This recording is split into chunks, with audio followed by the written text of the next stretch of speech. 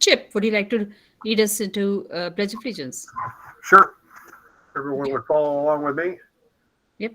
I pledge allegiance to the flag of the United States of America and to the republic for which it stands, one nation, under God, indivisible, with liberty and justice for all. Thank you, Chip. You're welcome. Okay, let's do roll call.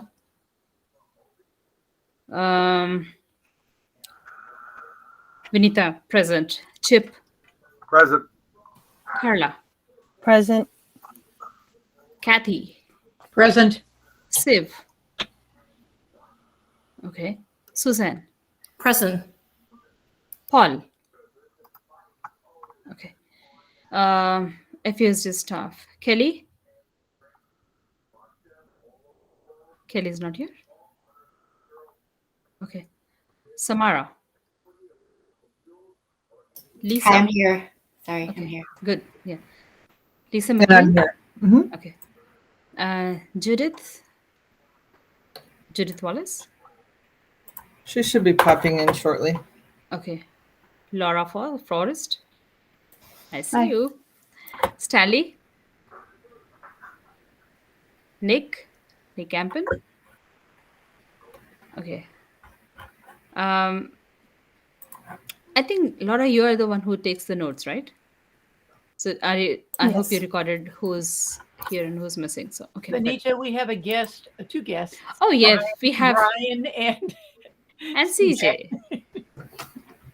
Welcome our guest, Brian and CJ. Brian, if I think everybody over here knows, but if somebody is watching us on YouTube, Brian is FAC chair, and Mr. Kamak is obviously FUSD superintendent.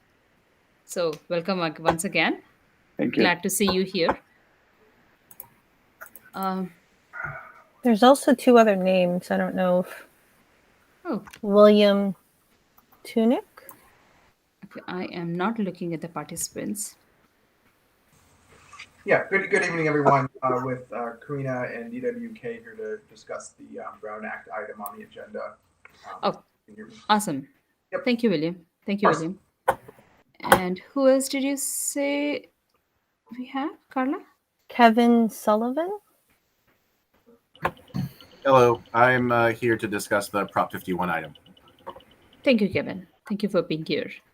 I know our agenda is really heavy today, so I'll try to be very quick and move forward very quickly. Do we have any oral communications? Okay. I think Kelly is not here, so she might not be able to report the FASD side of it. I have not received any public I have not received any public comments. Those of you who are present over here, would you like to give public comments? I have done. Okay, thank you. Moving forward, have any of the do we have any applicants who have been approved by FUSD board to join our committee? Benita, did you want to approve the meeting minutes from last time? Thank you so much, Chip. Let's move back to the meeting minutes. Did you get an opportunity to review the meeting minutes? Did? Can I have a motion to approve? motion to approve. A second, please. I'll second. This is Carla. Thank you, Carla. All those in favor, please say aye. Aye. Hi. Any opposed, say nay. Motion passes. I missed something. Now we can move to membership, right? Right, Chip? Yep. Yep. Okay. So I don't know if anybody who's here from FUSD can speak for this because Kelly is not here yet, right? Do we know if FUSD board has approved any new CPOC members? No, they have not. Okay. And Have we heard back for Kathy, right? Kathy, you applied and we haven't heard back for you or and Carla. No, and I will point out that I heard from another committee that somehow there's been problems with the membership requests going in, being filed. And I'm on another committee and they had to search it down. I had to submit twice. And the last time for this committee, I submitted directly to Kelly. So I do think that there seems to be a problem with the website that is taking in applications, which is maybe why committees are not seeing new applicants for the committees. And I would just raise that to the FUSD folks. Thank you. Thank you, Kathy. I hope, CJ, you're taking notes. I'm always taking notes, and we'll be happy to follow up with our team to see what might be happening with those applications as they come in. Okay, thank you. Moving on. Plan to fill CBOC vacancies. Okay, so does anyone have Kelly's phone number? Can you guys please text her and see if she can join us? I'll do that. Yes. Thank you. Are you going to do it, Laura? I also just texted her. I think she was driving earlier, so she may be en route, but I did text her as well.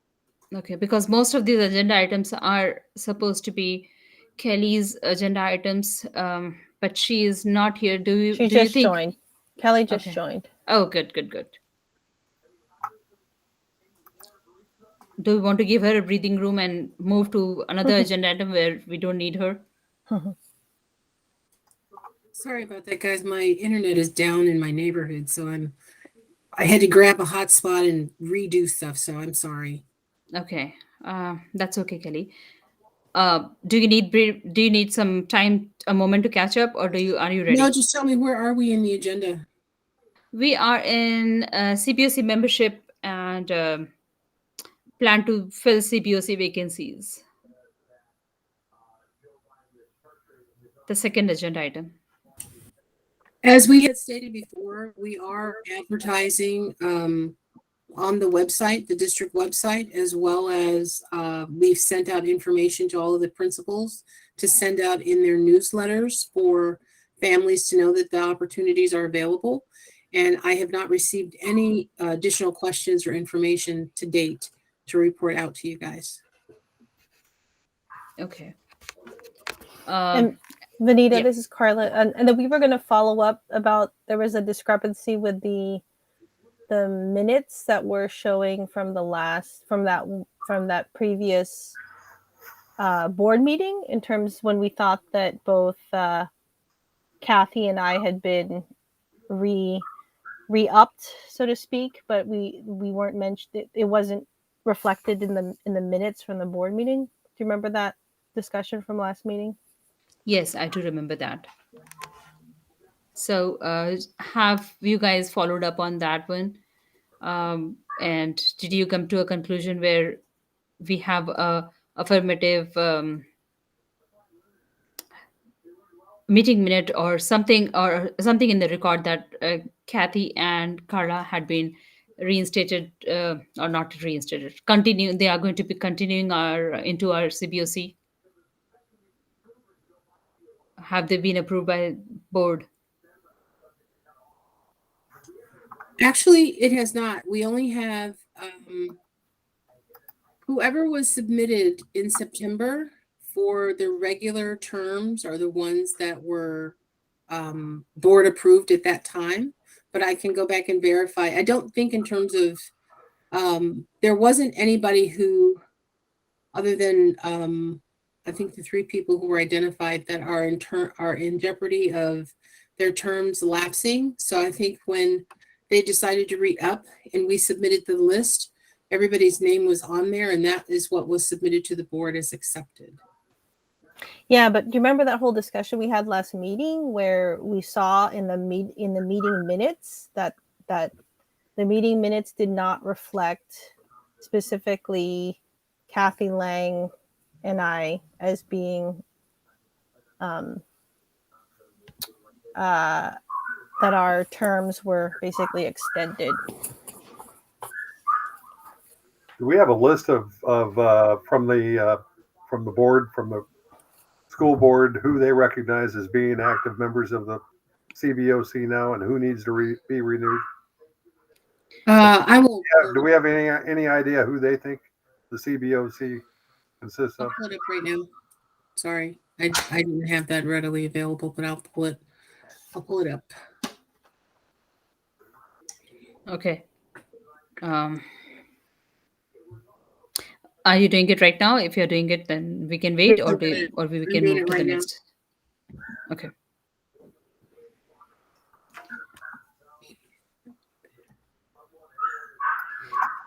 Perhaps in the interest of time, we might want to move on. That's what I was thinking. We have a very large agenda, and it'd be nice to move on. Yes. Thank you, Kathy, because that's what I was thinking. But while Kelly is looking into it, we can just move on to the next one. Again, the next agenda item is also Kelly's agenda item, which is going to be key personal changes in FUs related to CBOC. Are there any key personnel changes?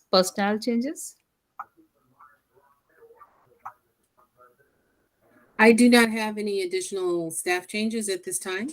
Okay, thank you.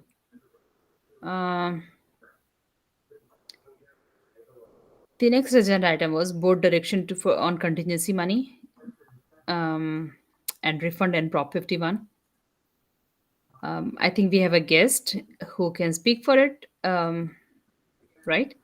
Yes, we do. So we currently have Mr. Kevin Sullivan with us, who is our consultant from School Facilities Consultants that assist the district in managing and applying for and receiving those funds from the state.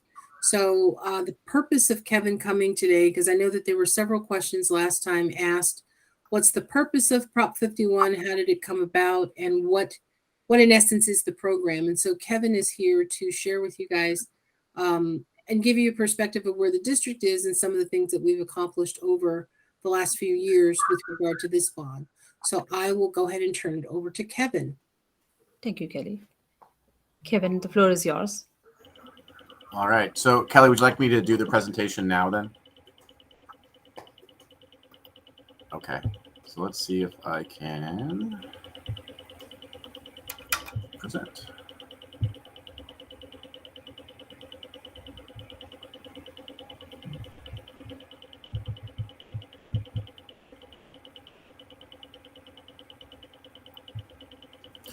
All right, so my name's Kevin Sullivan. I'm with, as Kelly introduced me, with School Facility Consultants. I'm the director of our Planning Services Division.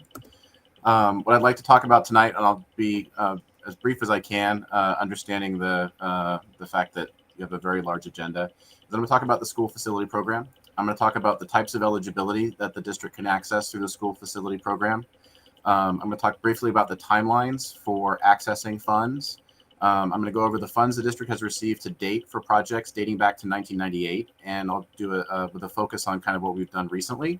And then I'll talk about some projects that are in the process, and then I will talk about sort of how the state program is working at the moment, given that we're at the end of the Prop 51 bond funds, without a clear route forward for new school facility funds. There is one additional thing that we would like you to talk about: how Prop 51 dollars were used in past and how they are getting allocated this year. Or yeah, absolutely. So there was a big uncomfortable level for us seeing what is happening this year. So we just want to understand what exactly it is and how it came about. Gotcha. Hopefully, if I'm straying off target, please let me know.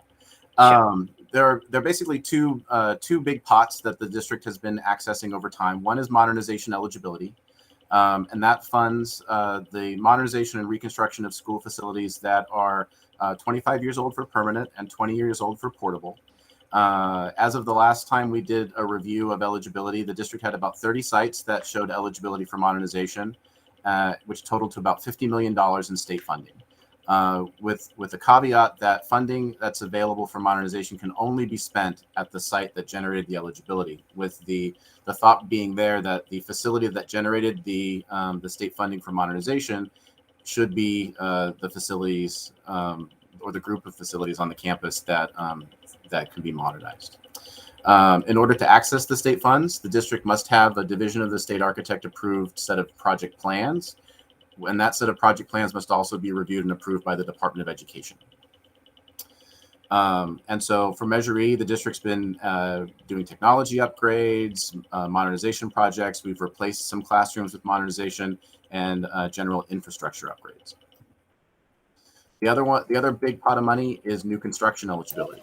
So new construction eligibility. Excuse me. Go ahead. I think we're supposed to be seeing slides with this, right? Yeah. So you're not able to see the slides? I'm seeing I'm seeing just the top slide. Correct. Yes, there's only first slide that we are stuck on. Well, it's changing for me. Let me see if I can do it a different way. I think, Kevin, if you just refresh it and then do the play slideshow, it should work. Okay. Let's try this again. Also, somebody has some background noises. Yeah. Everybody can go on mute except the speaker. All right. So let's try this one more time. Is it changing slides for everybody? I think you need to be on presentation mode. Kevin. Oh, is there? Okay. Like on the top. If you go on the very bottom, there's a little screen. Yep. Click that guy, not that one. Go 1, 2, 3 to the right. This one? Right there. Yeah, that's yep. You guys, let's do some testing. Can you guys see the screen change now? Nope. Okay. All right, we'll do. Is it because it's you have two different displays and one? No. Okay. No, I've just got the one display. But I'll tell you what. Let me try to do the screen sharing in a slightly different way. I apologize. I'm not used to the Google. I'm sort of a Zoom. I'm a Zoom person. So let's just try to present the screen. It's funny that you bring it up because we had been discussing Google versus Zoom just before the meeting started. I didn't want to move to Google, but. So let's see if we can get it to work this way. All right. I'll try to change screens again. Is it changing now? Yes. Okay. All right. There we go. Okay. So this is the screen I was talking about when I was reading off about the modernization eligibility with, which is, again, the permanent 25 years old, portable 20 years old. Next up for me, and let me know if it stops changing. I've just changed to new construction eligibility. So the new construction eligibility is basically an enrollment projection.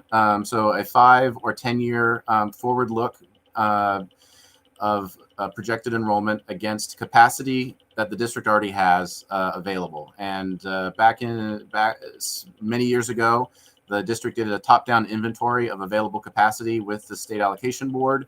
And since then, projects that have been constructed, for instance, like the Lila Bringhurst application, those are then adjusted into what we call the baseline eligibility, i.e. our capacity.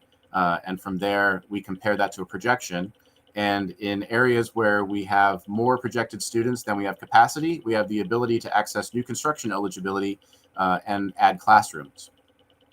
Significantly, for the 1920 enrollment year, when the district was obtaining funding for the Bringhurst application, we switched from a district-wide projection methodology to an attendance area methodology, where groups, individual high schools and their feeder schools, or groups of high schools and their feeder schools, are segmented into sort of individual districts, for want of a better term, and then individual enrollment projections and capacities are compared rather than looking at the district as a whole.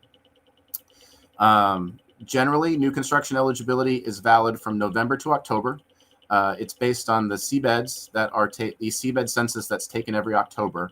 So for October 21 to 22, we would be able to use that eligibility for a funding application from November through October of 22. It gets a little bit complicated, and I'll talk about a concept called rejustification a little bit later in the presentation. But suffice to say, we live and die by our enrollment projection when it comes to new construction.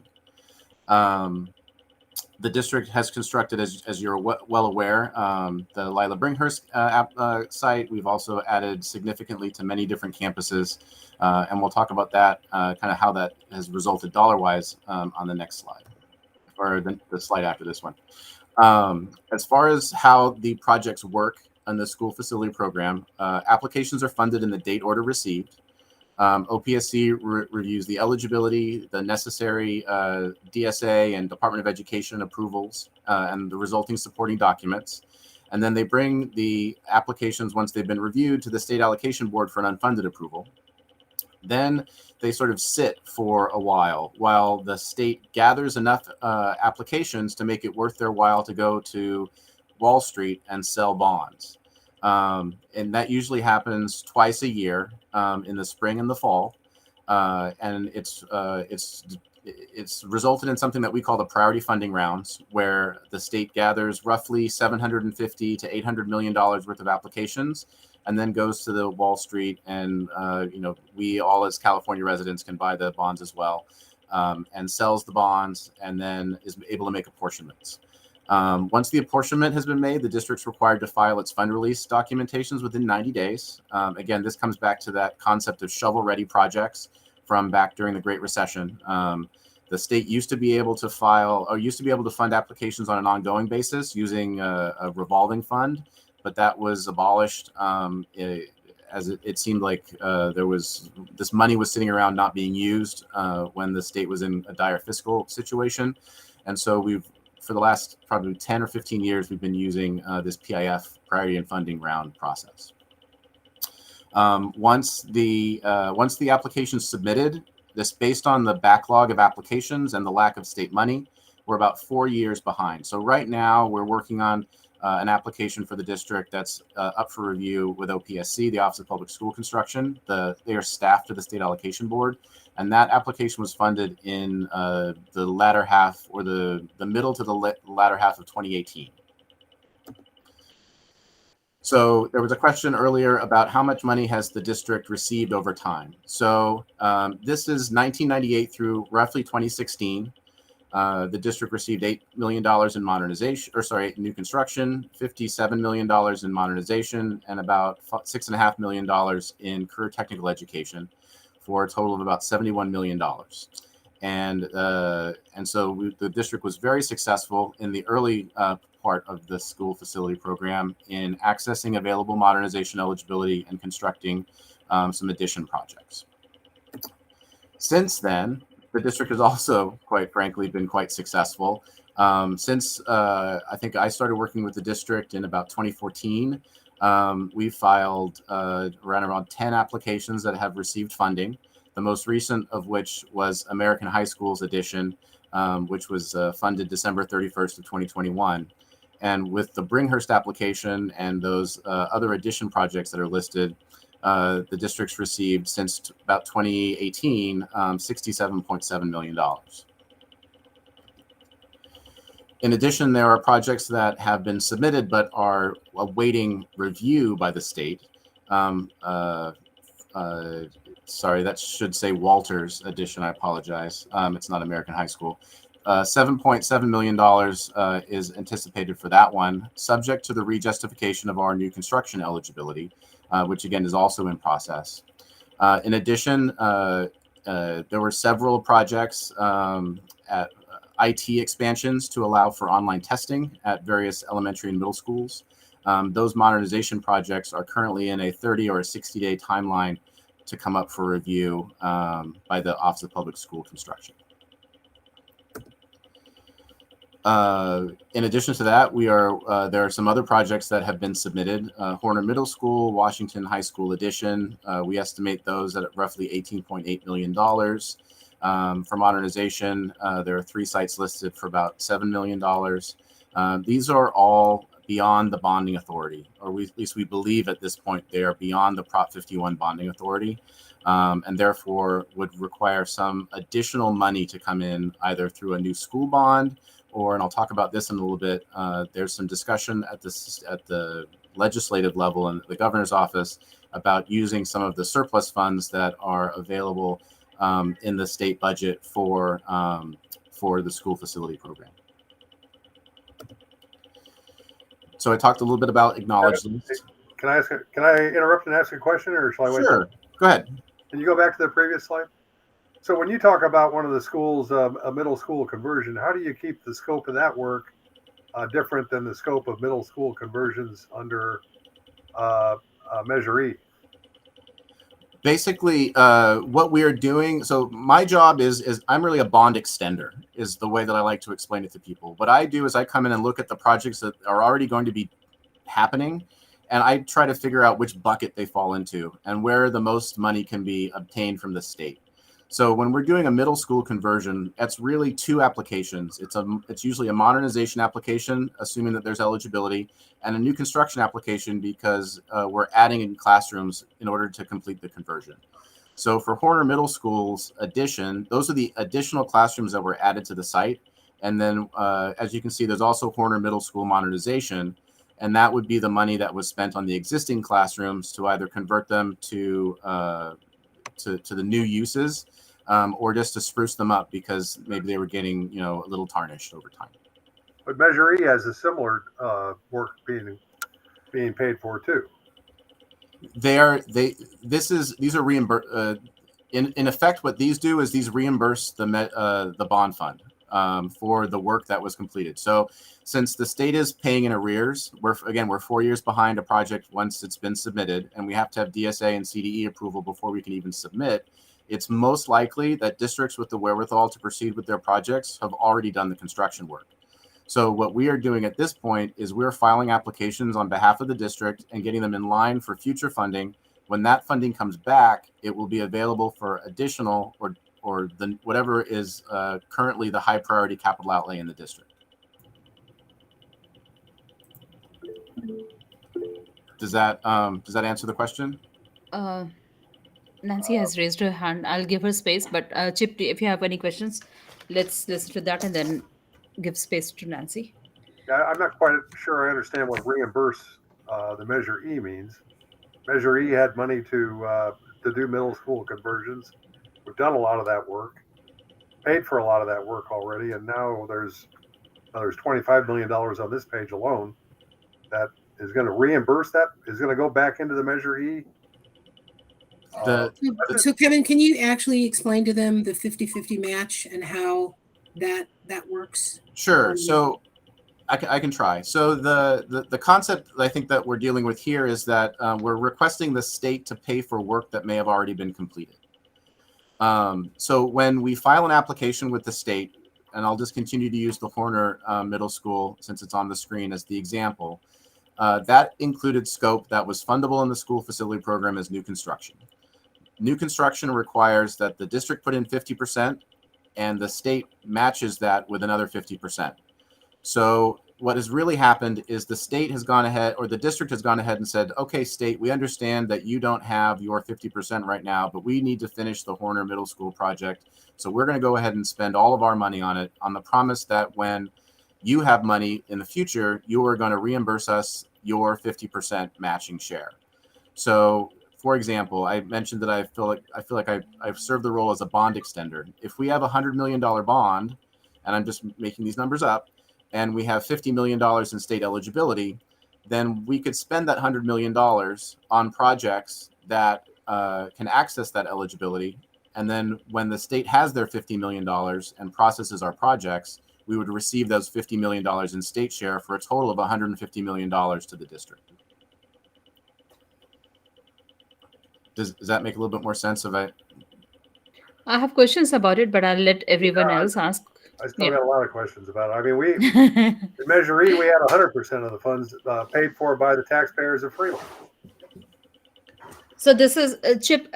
What I understand is that there is a matching program from state. We have this much money in our bucket from the taxpayers in Fremont who are giving to Measure E bond money, and then when we are spending it per project, the state is matching it. They say, oh, you have spent $50,000, let me give you $50,000 to continue doing what you're doing, because this matters to us too. So Kevin, did I get it right? In a nutshell, yeah. So we basically, the district will complete a project for, let's say, $10, of which the state owes you $5. And then when the state has their $5, they'll give you the $5 back. And then the district has the ability to spend that money on other high priority capital outlay, or as perhaps even a matching share on a future application. So, Kevin, I have a question about that particular thing, because what I hear from other school districts and other trustees of other school districts is that when the matching funds comes, that goes to the bond money. It does not. It's not the unified discretion to use it elsewhere. It has to come to the bond. It has to be over. It has to be under the oversight committee, and that's where our confusion was, because that's what I hear from multiple trustees from throughout the state.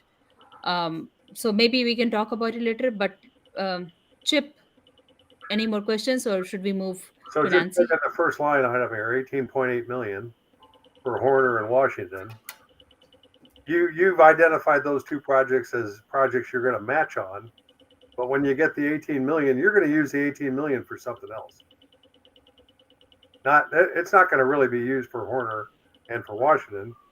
You use those two construction sites as the justification to get 18.8 million. But once it finally comes from the state, you're going to use it for re-roofing the schools or something like that. Put new toilets in somewhere. Who knows what. And something you stated at the beginning was that it can only be spent at the site that generated the modernization dollars. That was. So it does have to stay at Horner. It does have to stay in Washington, but it doesn't necessarily going to be used for middle school conversions or additional classrooms. When the eligibility is generated, it needs to be associated with a project at a particular school site. When the reimbursement comes into the district, it does not necessarily hold that same link to the school site, because it is in theory reimbursing the same funding source that provided. Think of it like maybe as a loan, right? Kevin, is there a possibility of you to share the exact specific Prop 51 language that says so? Because I mean, I of course I haven't looked for it, but I think it will be a good idea for us to understand from the prop itself. What does the prop language say? You know what, Vanita, we can provide that to you guys later. I don't think that Kevin has that handy and available, but we will go ahead and get that for you and provide that to you all. And I see that you do have 3 hands raised, so choose which one you would like to have. I'll go according to how it was raised. So I'll go with Nancy first. Nancy, please go ahead. Good evening. Thank you for allowing me to ask this question. Could you go back to the slide, Kevin, that showed what the districts received so far? I just want to make sure. No, this one, yes. I just want to make sure that we bring to everyone's attention the $35,705,000 for Lila Bringhurst. This was not a construction project that was done with Measure E. Right. Yes. This was a construction project that was done by the developer. And as far as the mitigation agreement, once the reimbursement came back, the district was going to recover however much money was put into this project by the district, and the rest of it goes back to the developer. Yep. So when we're looking at any money that came back from Measure E, I just want to make sure we're clear which of these reimbursements were from Measure E and which ones were not, Kevin. And I know for sure Lila Bringhurst was not. Right. There might be others early on in the process. I don't know about the others, but what we see so far that's come in to the measure related to Measure E is not $67 million. I just don't want anybody leaving tonight thinking that there's $67 million that was supposed to go back to Measure E. No, this $35 million is not part of Measure E. I don't think even $1 of this goes to Measure E. Okay, I guess I heard that these were all Measure E, and I just wanted to make sure it was clear that this one for sure is not. Thank you. Thank you, Nancy. Brian? Building on that, from a clarity, transparency standpoint, it'd be great to have a version of this with the funding source for the project, right?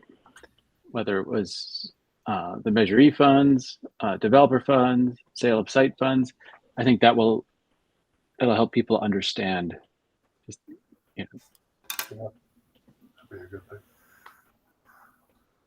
I think it'd be great to get an update of this list with that extra column added. I think that would be great for I'll work both with FAC Kevin and CBOC. I'll work with Kevin and the rest of the team to get that information for you all. Okay. Thank you. Brian. Okay. Carla? Thank you.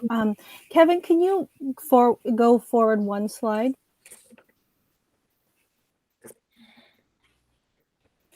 And then one more, I'm sorry. Let's see. Okay, so my question is, so Kevin, you used the word reimbursement. So my thinking of that, using that terminology is that when it's submitted to the state, the idea is that you're saying, state, we would like you to pay for Horner, knowing that we've basically, the district through Measure E funds has in a way fronted the state's portion, the 50%. And I think the crux of what I'm having a struggle with is when you use the word reimbursement, the idea would be that the money that is returned from the state or paid back from the state would go back into Measure E funds. And I guess that's where I'm having difficulties, is when it sounds like that is not what the district's plan is, for that money to go back into the Measure E funds. To be honest with you, I would have to defer to Kelly and Nancy on the district's plan for the funds. Really, I obtain the money as best I can for the district, and I don't program where it goes. But I guess my question to you, Kevin, then is when you're submitting these projects, they are connected to specific projects, like the Horner Middle School conversion. That is a specific project with specific money amounts attached. Is that correct? My understanding? That is correct. So there is a way to trace back when we get reimbursed from, or when we get monies reimbursed from the state, there is a way to know which project it's connected to. Yes. The fund releases are all tied to particular projects, which are tied to particular sets of approved drawings. Okay. Thank you, Kevin. But the way I understand it, Carla and Kevin and everybody, when that money comes from the state for Horner Middle School conversion, that money is not going to actually be used on Horner Middle School conversion. It's going to be used for something else at Horner. Well, in the future. Yeah, and I think that's kind of the thing that I'm having a hard time understanding, is that if it's really connected to a specific project, then a true plan of reimbursement should go back into Measure E funds, which were what, the funding stream that initially kind of fronted the money, so to speak, in terms of paying for what we were hoping the state would return or reimburse at a later date.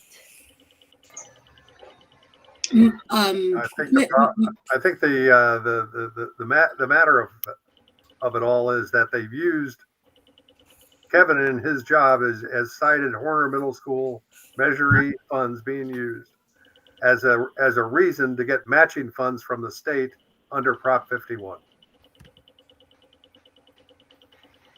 Is that right, Kevin?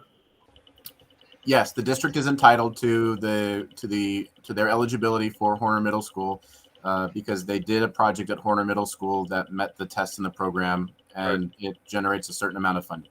Yep. But that doesn't mean it's coming back into Measure E. It's going somewhere else. I was going to let you guys know, Superintendent Kamek is here, and he was, Benita, I had forwarded you as a point of reference the letter that he had shared as a formal response to the board's decision and what they're in the process of doing with regard to Prop 51. So I think this would be a perfect time for him, if he chooses to go ahead and explain the district's position that they've taken with regard to this. His hand is up, but let me ask Paul if he has a question, and then we'll go to CJ.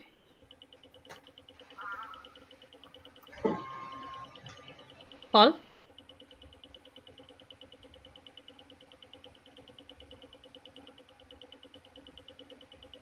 Okay. Yeah, why don't you move on? Yeah. Karina? Yes. Hi, this is Karina from Dennis Waldberg Kelly. I may have jumped the line, CJ, so I apologize. But I wanted to just let everyone know that our firm is working on this question specifically. I mean, there are parameters around how, when the funds are back from the state, how it gets redistributed and how it gets transferred. And so it's not an easy, where does it go? Does it go back directly to the program, or does it go directly to a project? So we're working with the superintendent on this question, and maybe we can provide you with a better answer in a summary form at a later meeting. Okay. Okay. Paul, you have a question. I'll let you go first, and then then CJ can sum it up for everyone.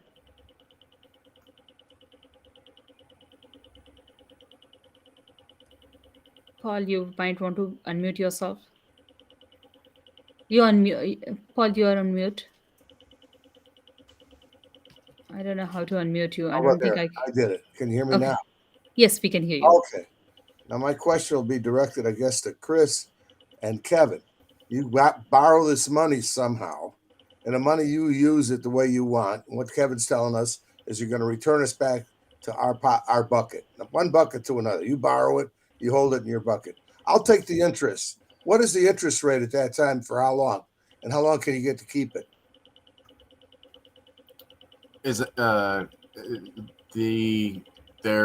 Unfortunately there isn't the time value of money doesn't matter to the state. The state simply pays the district the equivalent project eligibility at the time that it is funded. So in the future, when Horner and these other projects come up for review, these numbers may increase based on indexing of the construction cost index, but there's no interest paid, for example. And in fact, there's no guarantee that the state will ever be able to fulfill their obligations related to these monies. And that's something that I was going to talk about a little bit in a future slide. It sounds to me like Chip is right on target here. You know what? I don't think we're ever going to get paid back. I got some problem with that. And I want to know where the interest money goes today, because that interest is being paid by somebody to somebody else. And that's the truth. I know more about that than you think I do. Okay. Thank you, Paul. CJ, please go ahead. Thanks so much, Vanita. First, I want to thank everybody for being here. I appreciate that. I appreciate that you have such an interest in the community dollars that are being raised by the community and allocated by the district. And I just want to provide a little bit of context from my perspective. And I recognize that this will in some ways be a little bit of a generalization, which can be dangerous, but I think it might give some context to the discussion. So in my past experience in other districts where I've worked, where we have had bond measures and construction projects and state reimbursements, granted, I'm in year 2 in Fremont, so I recognize that many of you have a much more substantive history here than I do. But when we look at the projects, I think as Chip is highlighting, what we're looking at is, and as Kevin stated, there's no guarantee that we're ever going to get state reimbursement money from a state bond. And so what we look at is, what are our needs locally? And what are the projects that we want to accomplish? So continuing to use Horner, for example, as a project, the bond has funded that conversion for Horner. So Measure E was responsible for that conversion of that school, that construction, and all of that work. And with the support of Kevin and their firm, we are able to then say, we in Fremont Unified, thanks to the generosity of our taxpayers, have completed this construction project. And then we look at the state and we say, where are we now eligible for additional funding? How can we leverage the dollars that we just spent for additional funds from the state? And so we put those applications in. We keep our fingers crossed that we get them, but we can never guarantee that we will get them.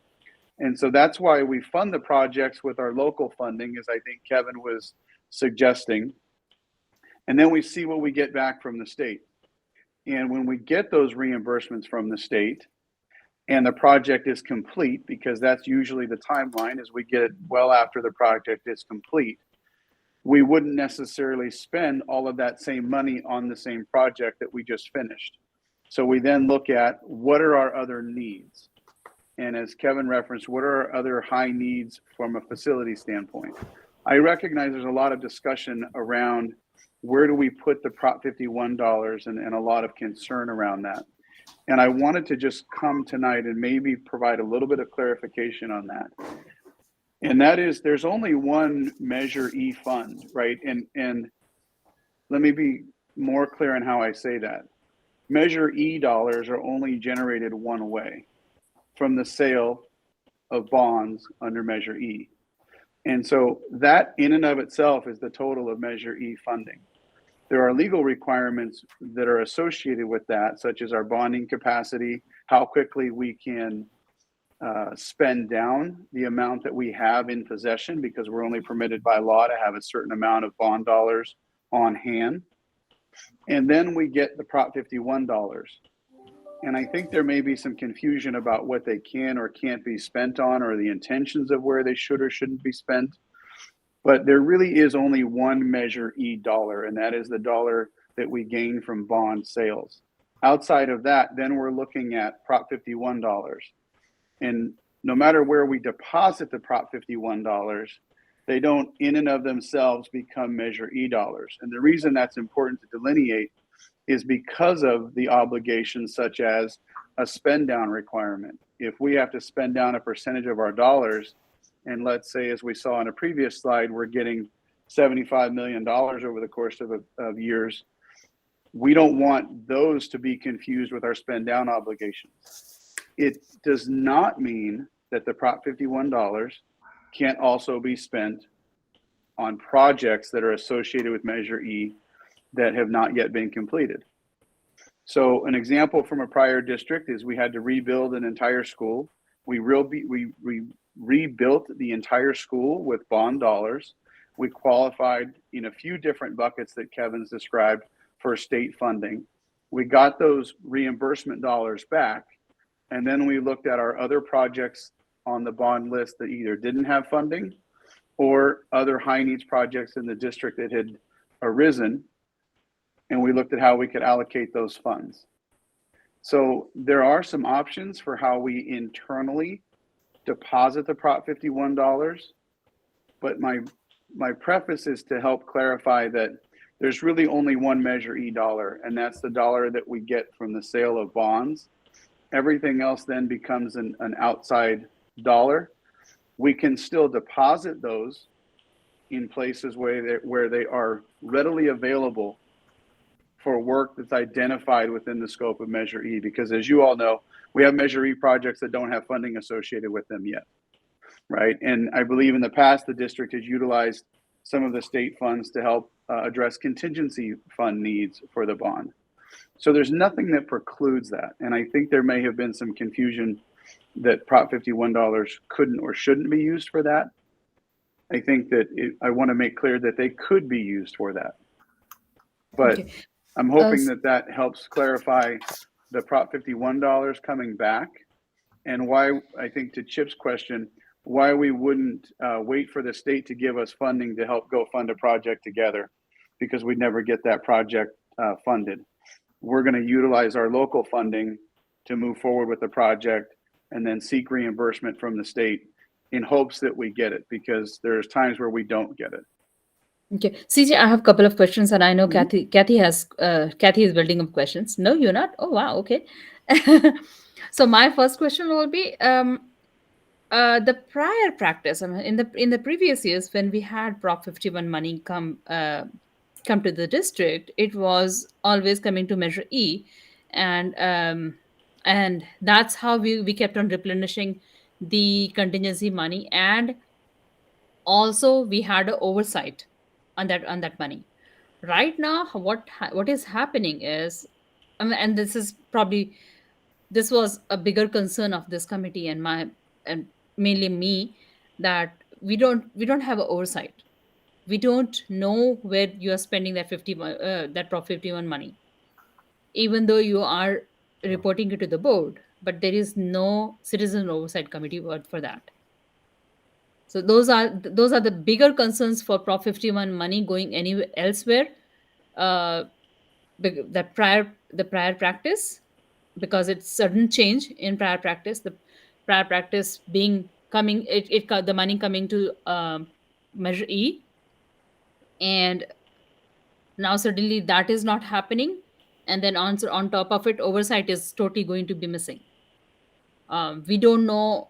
I trust you, of course. I trust the district, but even so, we do want oversight on that. We don't want to have a bucket of money lying and not being a citizen oversight on it, because it's ultimately tax dollars, and it is generated due to tax dollars. Right, and I think that's a fair concern, Vanita, and a fair question. So my response to that would be that when we receive that money, there has to be an action and authority to say, here's where we're going to put it, right? And I believe that right now, Associate Superintendent Pfeiffer can maybe confirm this, but I believe it is in Fund 21, right? But that is our fund that we generally use for Measure E.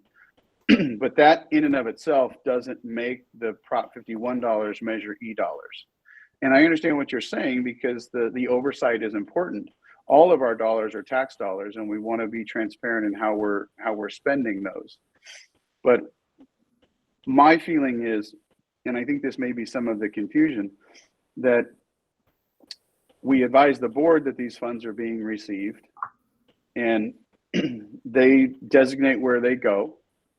And let's say, for example, right now they're in Fund 21, I believe, then they can be expended from Fund 21.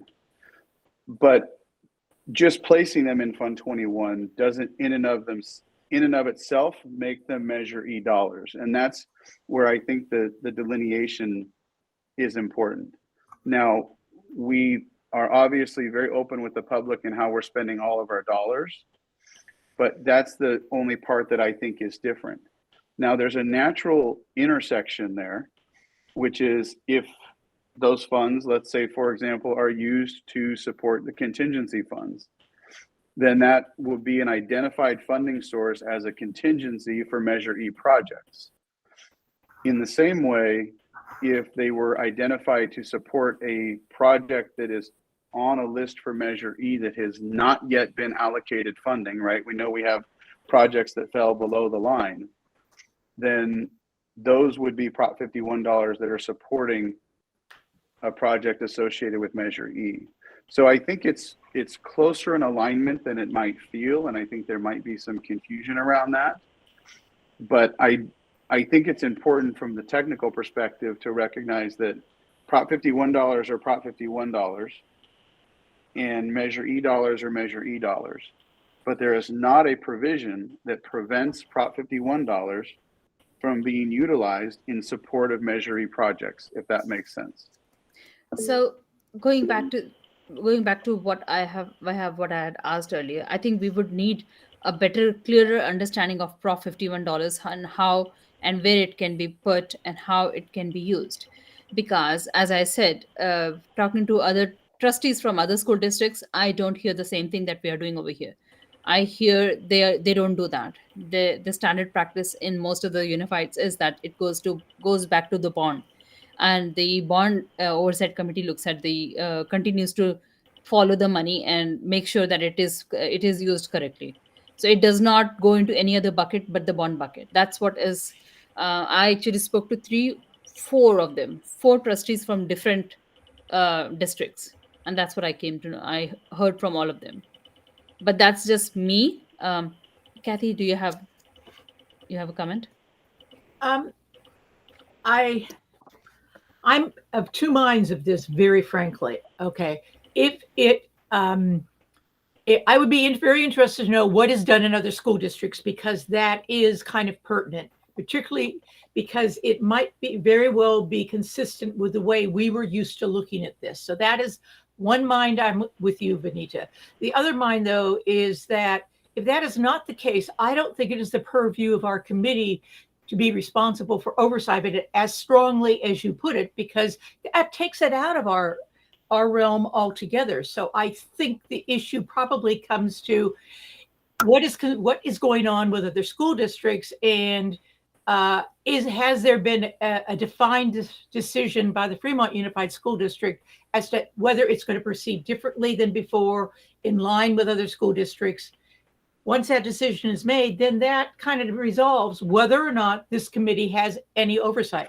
Having said both of those things, I do think that CJ is correct in that as a board, they have to be very transparent as to where these funds go and what they're being spent on. And unfortunately, it's really kind of only the oversight committees and maybe a few odd people here and there from the community who kind of get into the weeds on this. And I'll take my hand down now. Thank you, Kathy. And that's exactly, I mean, you summed it really well.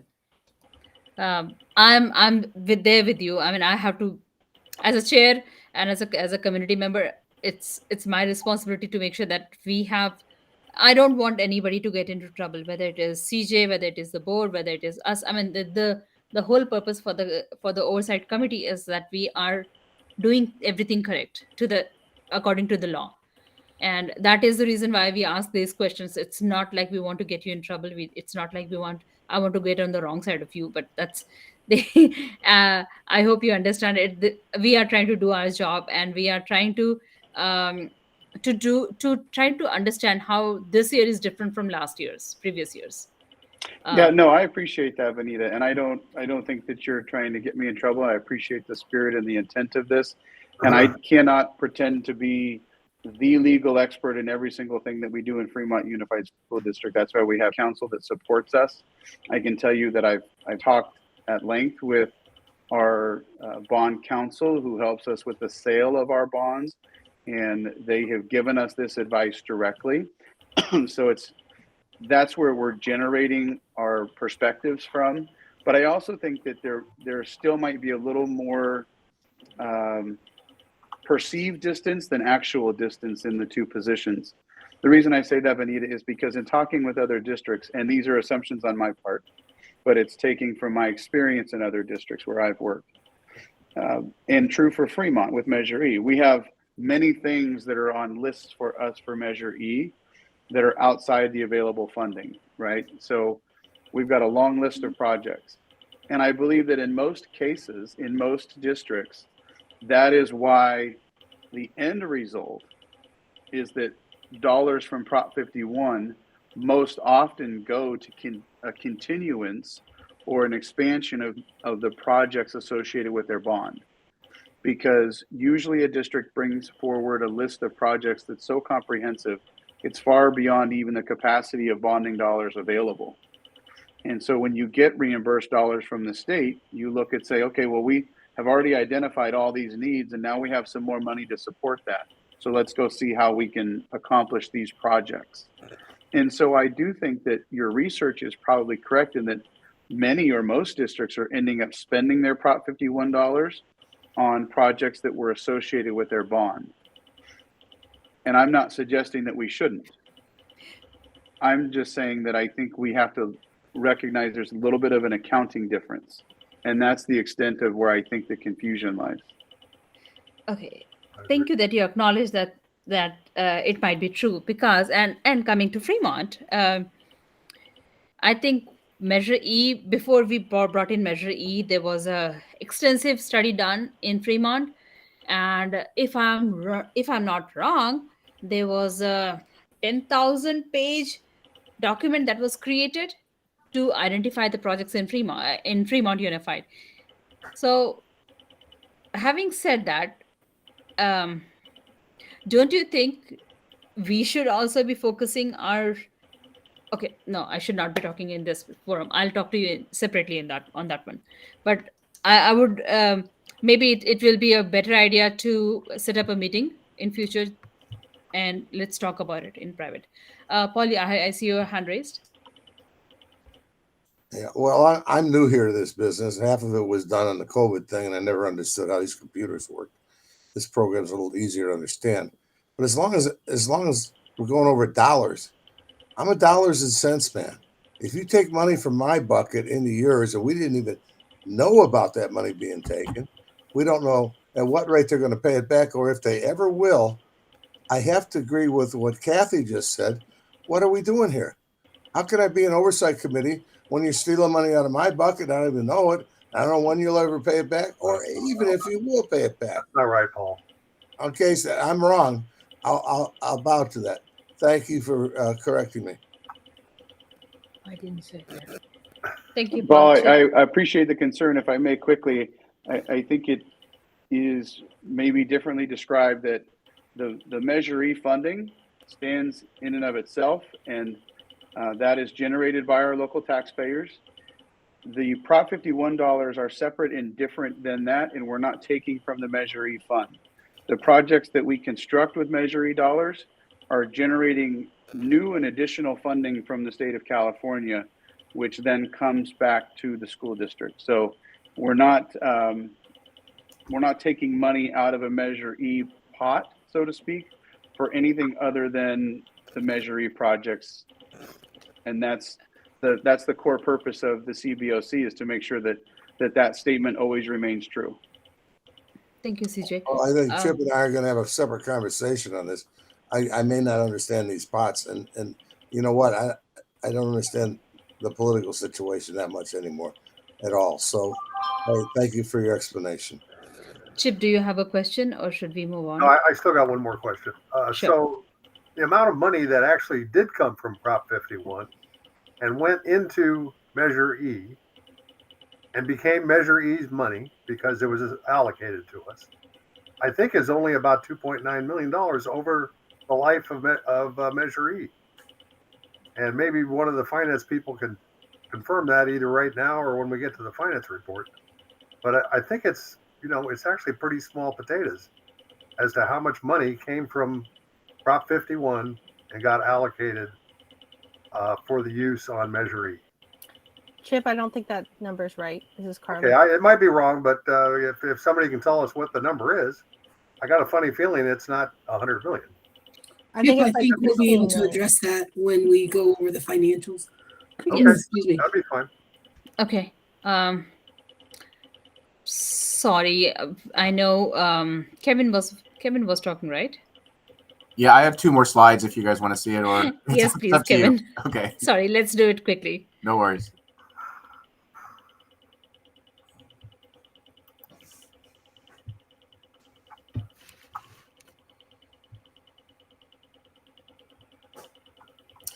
So last but not least, there were a couple of points I wanted to just quickly touch on. Prop 51 funds are, for all intents and purposes, exhausted.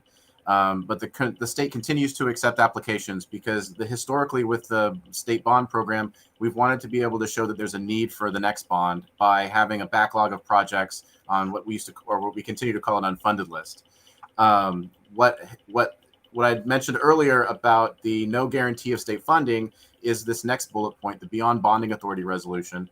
The governing board of every district that participates in the school facility program, when there's no bond funds available, is required to pass a resolution that acknowledges that the state has no obligation to fund future projects, there's no requirement that they place another bond on the ballot, and that a district applying has to know that there's not a guarantee of future state funding. Next piece, rejustification for new construction projects. So for much of my career, for about half of my career, when I filed an application with the state, within about 90 days, I'd know if it was going to get funded. Now, when I file an application with the state, it takes, like I said, 3 to 4 years for me to know that it's going to come up even for review.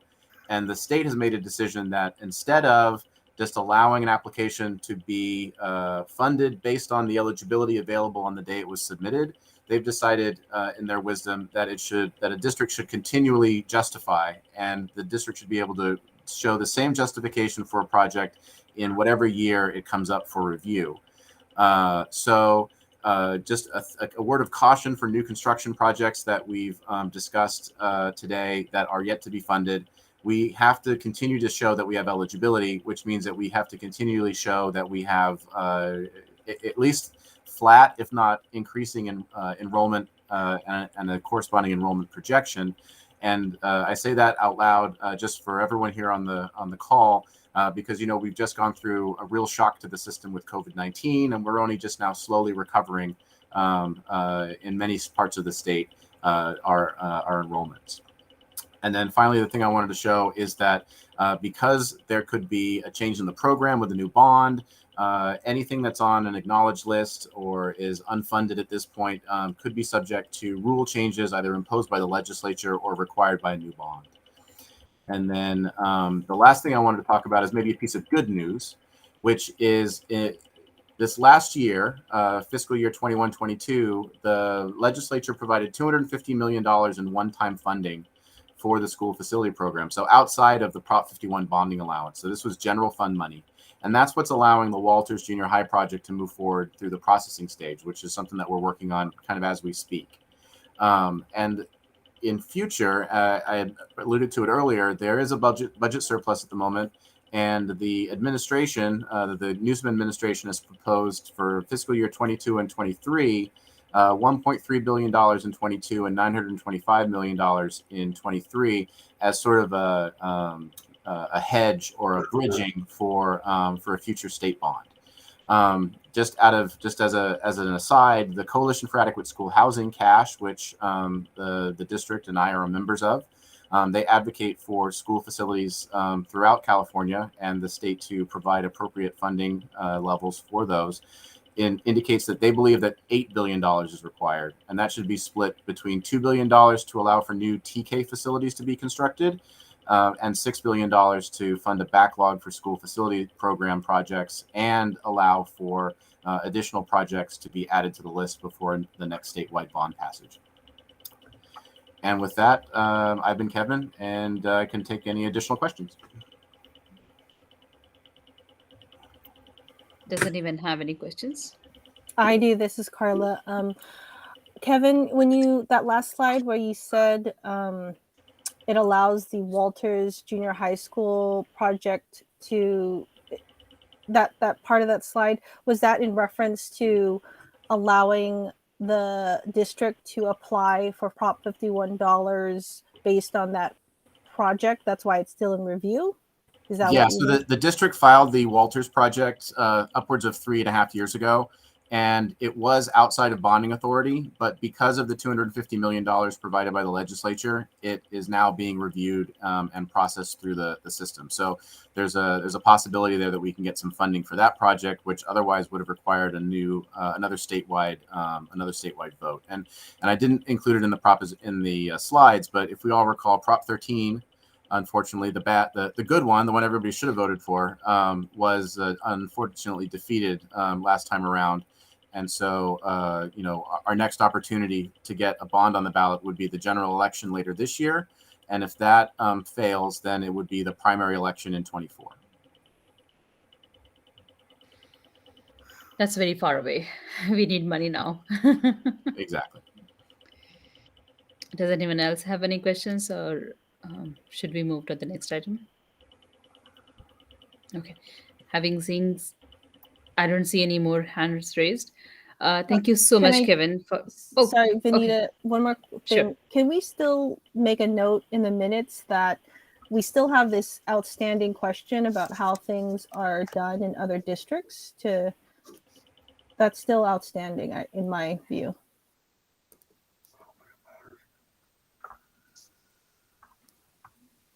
So can I ask just a clarifier for that? You just wanted additional information as to what the practices are in other districts? Is there a certain amount of districts that you want us to, or is it just in general?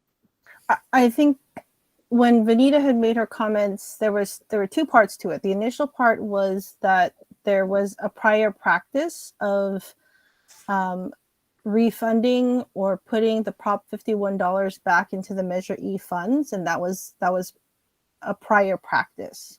And my understanding was that that was also how things were done in other districts. And so now this is viewed as kind of a change in in practice, and I guess just trying to find out if other districts are still returning the monies from Prop 51 into their, you know, Measure E bond funds or not. So I just wanted to make sure I was clear on the specifics of your question and not kind of go down a rabbit hole and not give you what you were asking for. Yeah, so I think we maybe we can recommend that you speak to 5 to 10 districts and see how they are, where they are putting the Prop 51 money and how they're using it, and is it going back to the bond? Is there oversight committee? How is it being, how is that being done in other unifieds? Okay. We will work on getting that information and present it to you in a form you will digest. Yeah, because the trustees I spoke to, they're all from Southern California, so Okay. all 4 of them. So yeah, I mean, I have some trustee friends in Northern California too, but I don't want to use my personal friendships to ask for Prop 51 money. I would rather have you do it. No worries. I see that Thank you. this stand up. I'm sorry. Did I miss it? CJ, please go ahead. Thanks, Vinny. I just wanted to clarify, there has been the comment that there's a change in practice, and I understand that based on the discussion points, and I want to be respectful of that. But I do also want to clarify that based on the information I have most recently received, our Prop 51 dollars are in fact deposited into our Fund 21, which is our building fund. So it's not to say that we're putting them in some far off place. They're in Fund 21. That's where they've been housed. So in that sense, that's where I'm kind of describing that the discussion points, I think, are a little bit more distant than the actual practice. So those dollars are in our Fund 21 account. I believe that is where they are stored currently. So I don't want to give the CBOC an impression that they're off in another random account within the school district budget. So just so I can clarify that. And if I have any of that information misrepresented, I would appreciate either Kelly or Nancy correcting me, but I was just looking through some of the information I have, and I think that's the correct statement. You are Yes, correct. I'm sorry, this is Nancy Fiber. The funds are in Fund 21. They were not automatically added to the contingency line as it has happened in the past, because the board has not authorized or designated that money for any particular purpose at this point in time. Okay. Was the board advised about the prior practices?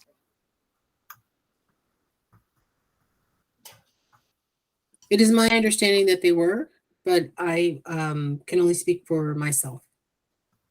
Okay, so I think it will be a good idea for us to revisit it and think about what the prior practices was and what was wrong in the prior practices and in the previous years, and why did we have to change it to this new set of practice where we are putting it in a bucket which does not have oversight, and why I mean, the question that I actually wanted to ask CJ in private was why were Measure E projects not prioritized? But I can ask you here itself. So why? I mean, even if you're putting in Prop 21 or wherever, I mean, Fund 21, then I think probably it will be don't you think it will be a good idea to continue doing the projects that are recommended by that was recommended by the study committee for Measure E, instead of bringing in new projects, focusing on the projects that we already have open or that were recommended by the study committee? Yeah, thanks, Anita. I think that's a great question. I do think that we want to stay very close to the Measure E projects that we already have established. We have more projects than we have money for. But when we also look at the life of the bond, I think we have to recognize that there are many other facility needs that come up throughout that time period. And so We have, I believe, in the past been responsive to some of those needs. I think it's open for us to be responsive to those again. I would not be making a statement or believe that we should veer away from prioritizing our Measure E projects. I think those have taken the highest priority for us. But I also think that it's important to recognize that because we are a school district, because the board operates under the Brown Act, when we want to have a discussion with the board about these things, there's no other place for us to do it other than a public meeting. And so sometimes that discussion can be complex and it can be complicated. And when there's facility needs across the district that exceed the amount of funding that we have, we appreciate the work of the FAC and the feedback that they've given us. We appreciate the work of the CBOC, but those two bodies in their roles, one advising the board, the other, with the scope of auditing the expenditures of the bond dollars. That's why sometimes those are complicated discussions and they can get complicated in public, but that's the nature of why I think the previous agenda item came forward that caused some of this concern. And it's not to speak against the Measure E projects. For example, I believe in our meeting next week, we'll have an agenda item for Group 1 elementary school projects, which are Measure E projects, the core focus. Part of that will involve roofing for some of those schools. So there's a lot of intersection of the discussion points that have happened as well. So if there was a belief that we would be not prioritizing Measure E projects, I'm sorry if it felt that way, but there are also facility needs that come up. I mean, I believe we passed this bond in 14 or 16, right? And so it's reasonable to expect that over the course of those years that new facility needs might arise concurrent with the ones that have already been established. So hopefully that helps give some context. I don't think there's an intention to try and pick one or the other, but our funding limitations sometimes make it feel that way. Thank you, CJ. Yes. There were the biggest concern, what we were talking about. So thank you very much. Moving on, I'm sorry. I'm sorry, we are very late. We are supposed to end our meeting in 10 minutes and we have so many agenda items. I know we will have to table a lot of them. I want to honor our guests who are present here. So can I have a motion to amend the agenda and let the guests speak on particular agenda items that they are here for? Yes, this is Carla. I move that we amend the agenda so the guest speaker can make their presentation. Thank you, Carla. Can I have a second, please? A second. Thank you. All those in favor, please say aye. Aye. Aye. Aye. Any opposing, say nay. Thank you. Moving on. Thank you very much. Sorry. So we currently have our legal counsel, Karina San Diego, and she is here at your request to answer your technical questions regarding the changes that we shared with you all in the Brown Act back in, I believe it was January or February, that Laura and I had presented that information to you, and you requested additional support and documentation. So Karina is here to answer those questions, and so I will turn it over to her to share her very brief explanation of our requirements. And please, if there is anything superintendent or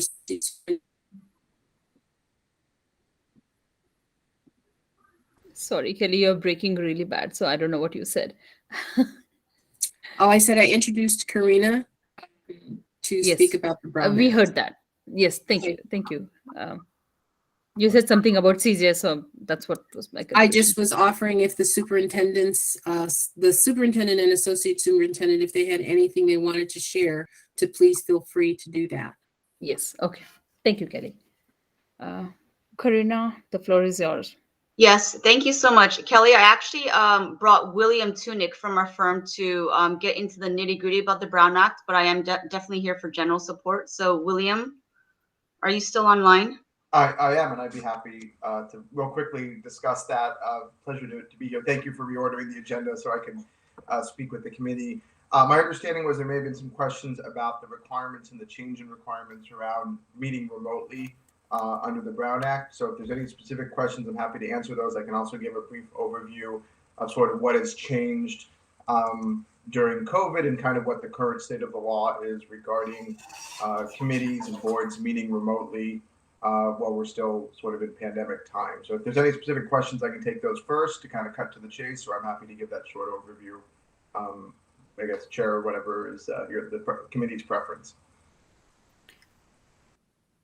Do we have any specific questions for William? Could he give us a quick overview of the Brown Act in terms of, I mean, as I generally understand it, everything has to be done in public, or as they say, in the sun, or something like that. If he could give us a general overview of how it stands, and then the changes based on COVID. Sure. Well, just real quickly, I mean, the Brown Act is the state's version of open meeting laws, and the idea is that the public has a right to observe and comment on the people's business, not necessarily to participate, but to observe and comment. And what happened during the pandemic, generally speaking, before the pandemic, meetings were held in person. There were some allowances for board members or committee members to attend remotely, but there were a few requirements that made it kind of onerous to do, so we didn't see it happen very often. During the pandemic, obviously, things changed. We had an executive order that for about a year and a half allowed remote meetings without a lot of those requirements being met. It made it a lot easier for committees to be able to meet remotely during that time for obvious reasons. That executive order expired in September of last year. It was replaced by a piece of legislation called AB 361. What AB 361 does is it continues to allow for a waiver of some of those requirements, but it has a couple of conditions. One, that there's a declaration of emergency at the state level, which right now we have still from the pandemic. The second one is that there's findings being made that for health and safety reasons, the legislative body, whether it be a board or a committee, needs to meet remotely. And so as long as you meet those two requirements, you can continue to have remote meetings under the Brown Act. And as long as you allow for remote public comment, then you can keep having remote meetings as long as that essentially emergency declaration is in effect. So that's sort of where we are right now. I know when working with the district that the board has adopted a resolution and continues to do so that allows making those findings, which allows committees to meet remotely given the current state of affairs. So I hopefully that answers your question.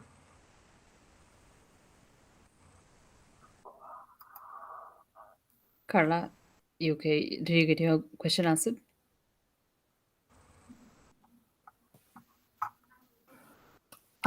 Yes. Okay. Thank you. So I think we had a general question about what we can discuss in the emails versus not versus I mean, can we have email discussions at all or not? Yes, good question. And that actually did not change during COVID. So what again, as I mentioned, the point of the Brown Act is that the business of the body be done before the public so they can see what's going on, essentially. The corollary to that is there's a prohibition on what the Brown Act calls serial meetings. And what serial meetings are is anytime you have a majority of a committee or a board sort of corresponding, making decisions, deliberating outside of an open meeting, that's a serial meeting that can be prohibited, and that can include an email string. So a lot of times when we're talking to boards, what we're saying usually is reply all is not your friend, right? That's how you create a serial meeting, is where you get an entire board having a discussion by email, more than a majority. That can be a problem. Staff can send information to the entire committee. That's allowed under the Brown Act.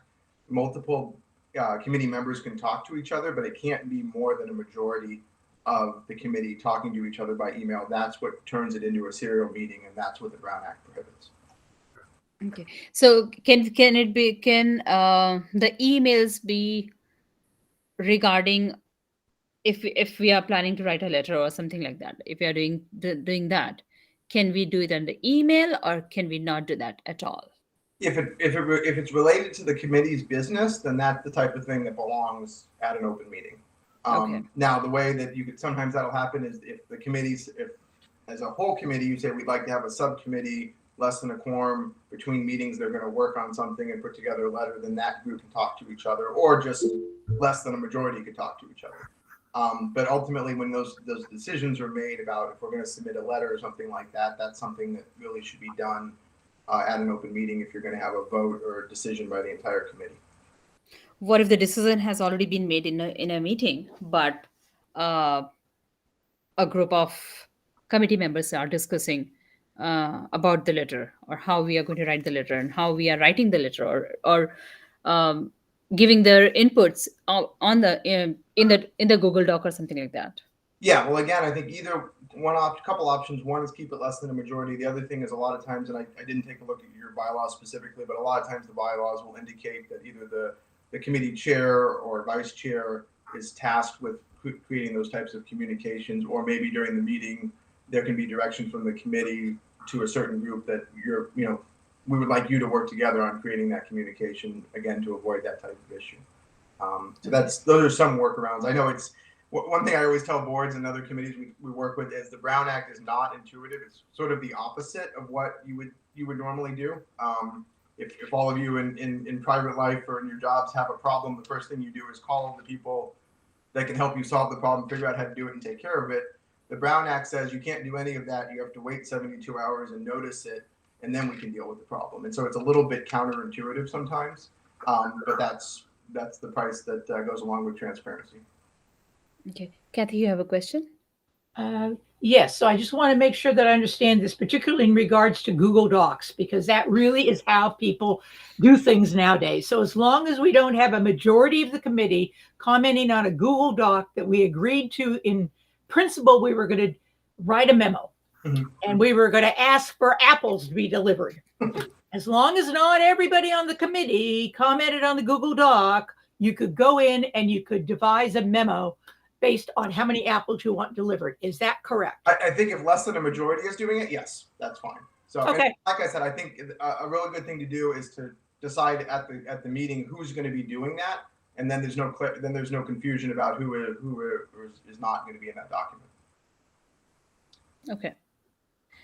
I know we had lots and lots of questions before you came in, but our brain is totally fried up right now. So does anyone else have any questions about Brown Act?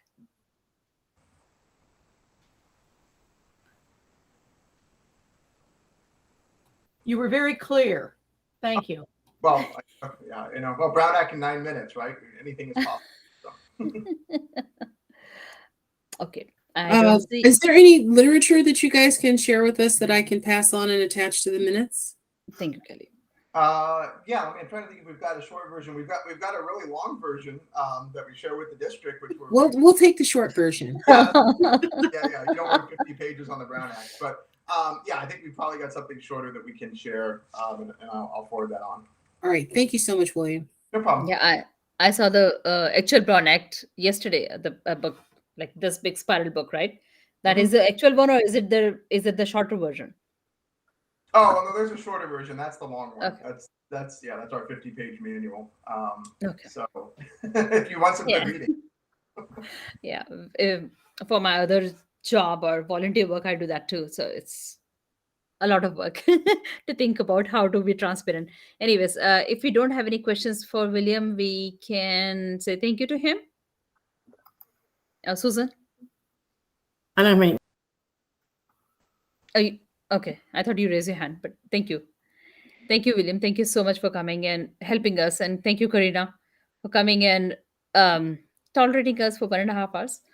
But thank you very much. Thank you for having us. Thank you. Moving on to next agenda item, it's 7:31. We still have financial documents to review and other things too. But I think, what do you guys think? Should we just look at the financial and reports? And then I'd recommend we prioritize the financial report. Financial report, and and rest of it can we table the rest of it after that? Yes. Vanita, I am going to, after the first few minutes, I'm always double booked because I have to attend both. Yes. But Lisa and Samara and Stan are here to talk about the financials. And of course, Nancy has been briefed and is very familiar with the report as well. So if there's any questions, we can always document them. And if there's something that they're not able to answer, we can go ahead and have those answered in writing for you all. But I have confidence that they can manage and do this. So Thank you, I'll stay Kelly. on for a Thank few you. minutes and then I have to jump to the FAC. I understand. Let's move to quickly to your financials and construction reports. Was this report sent out? It was sent out. I think it was sent out yesterday, but I came back last night at 11 o'clock.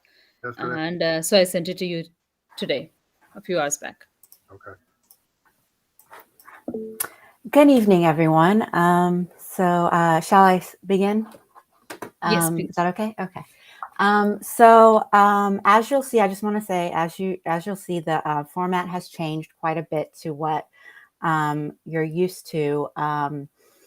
The district has changed financial reporting software to something by Keystone, and we've been working closely with them. So, it's changed, but we can change it further to meet the committee's needs.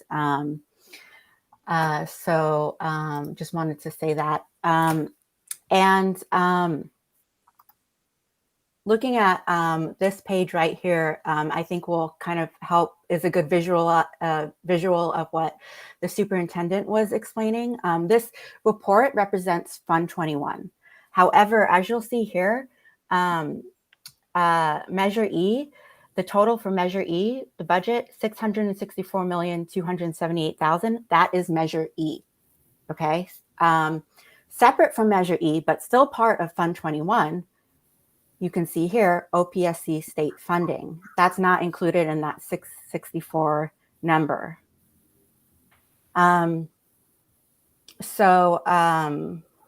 Yeah, I just wanted to clarify that. And then it sounds like you're referring to one of the detailed pages of the spreadsheet, and all we're seeing is the title page.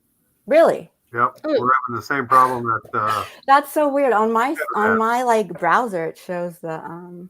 Yeah, so if you could. Actually, Chip, I see revenue and fund status. Oh wait, maybe okay. Oh, there it is. I see the revenue Never and fund. mind, I got it now. Okay, good. Okay. Samara, could you repeat that part? Because the numbers are pretty small. Sure. So I wonder, can I zoom in on this or hold on? Actually, Carla, you can zoom in on your browser. But I just wanted to repeat what she'd said about OPEC dollars. So is OPSC and Prop 51 the same thing? Yes. So here, the total of $664,278,000, that is Measure E dollars. Separate from that and not included in that number are the items in this table, which includes the OPSC state funding of $15,479,651. So that's, I think, what Superintendent CJ was saying, is that this is all Fund 21. However, Measure E is, here, and then OPSC state funding is separate from that. And if the district chooses to use OPSC state funding to supplement project contingencies, they can. But that, that's up to the district or the board to make that decision. Does anybody have any questions about that? Or so this says we received about 14.5 million OPSC funds. Right. Prop 51 funds. Yeah, 15.5. Yeah. Yeah. Okay. Carla, I saw your hand raised. Yeah. So this line, though, is it only reflective of a certain year? Like, for example, that 15 million is only recent funding that was received, right? It was like, this is year 2022. There could have been OPSC dollars that were received in 2019, correct? That are not reflected in that number. I believe that is in that number. But Stan, is that the case? Can you confirm that? Yeah, the only thing, hi, this is Stan. with Vanner, everyone. The only thing I can confirm is these are the revenue postings in Fund 21 that we are aware of.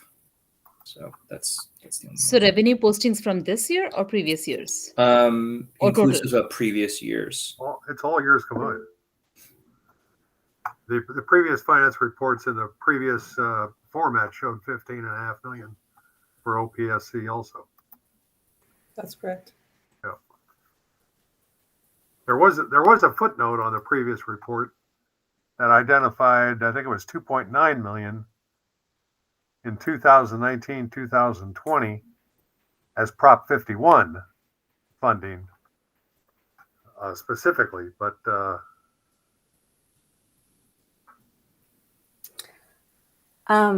for Prop 39? Prop 51. It was Prop note 51. B in the previous format of the finance report. On page 1, there was a note B which said Prop 51 funding, and it took you up towards the top of the report. And Prop B, or the note B, was right next to the figure 2.96 million. Yeah, that was for a specific fiscal year, Chip, and then right. Subsequent fiscal years revenue from Prop 51 totaled up to the 15 million. Okay. So does that mean that the Prop 51 money that we see right now, $15 million, it has never been spent on anything, and this is the first time we are talking about spending it? It's been in the report for a long time, Benita. Yeah, exactly. That's my question. Yes, this has been there has been no expenditures for that amount. So that Prop 51 has always been there, but it has never been spent on anything. I don't think it was received until recently, right? This is Carla Cox. What? I'm saying that money, like the money that was to be refunded from the state, I don't think it was received until, like, I don't know, probably within the last year is my understanding. If that is so, then why will that money show up if that has never been received? No, right? It was received, but I'm saying it was received recently. Maybe Nancy's got her hand up. Maybe she can answer this. Yeah, Nancy, please go ahead. Most of the funds were received recently, with some of it received in prior years, like the $2.5 million that Chip was talking about. What occurred is the board wanted to make sure that all of the money that had been received so far from Prop 51, number one, had not been allocated. Number two, had not been spent, because there had been no direction given to anybody to spend those funds. So that's why they're very specifically earmarked as this OPSC state funding, Prop 51 monies that have not been allocated, have not been spent. If you remember the report that was just given to us by Kevin, there's an additional $9 million that we should be receiving that was approved back in December. So that's going to bring the amount more to like $25 million that are going to be allocated, or not allocated, I'm sorry, that will be earmarked, identified, and shown as Prop 51 funds.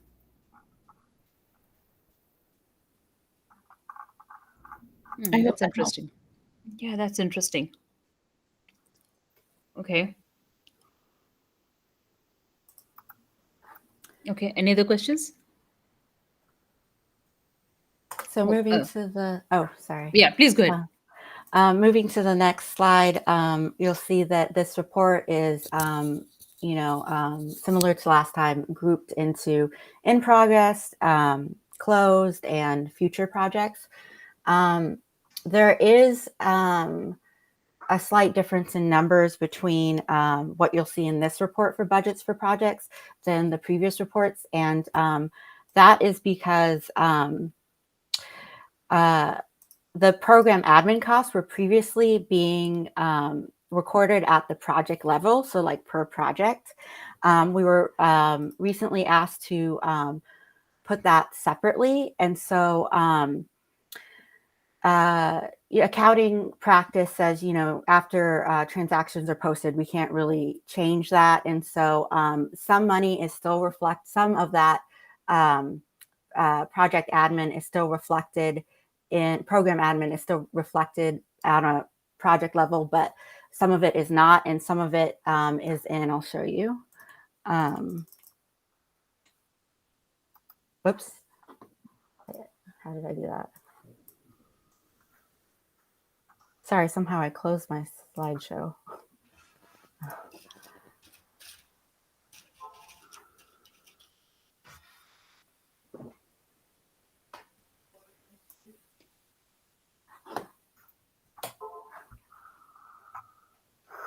Okay, so sorry about that. Here we go. So can you guys see the program administration cost page? So you'll see it's represented in this table now. Other than, like I said, the transactions that were already posted are still reflected on a project level. But I wanted to explain that just in case you were looking at the previous reports and you were saying, why are, these numbers different? So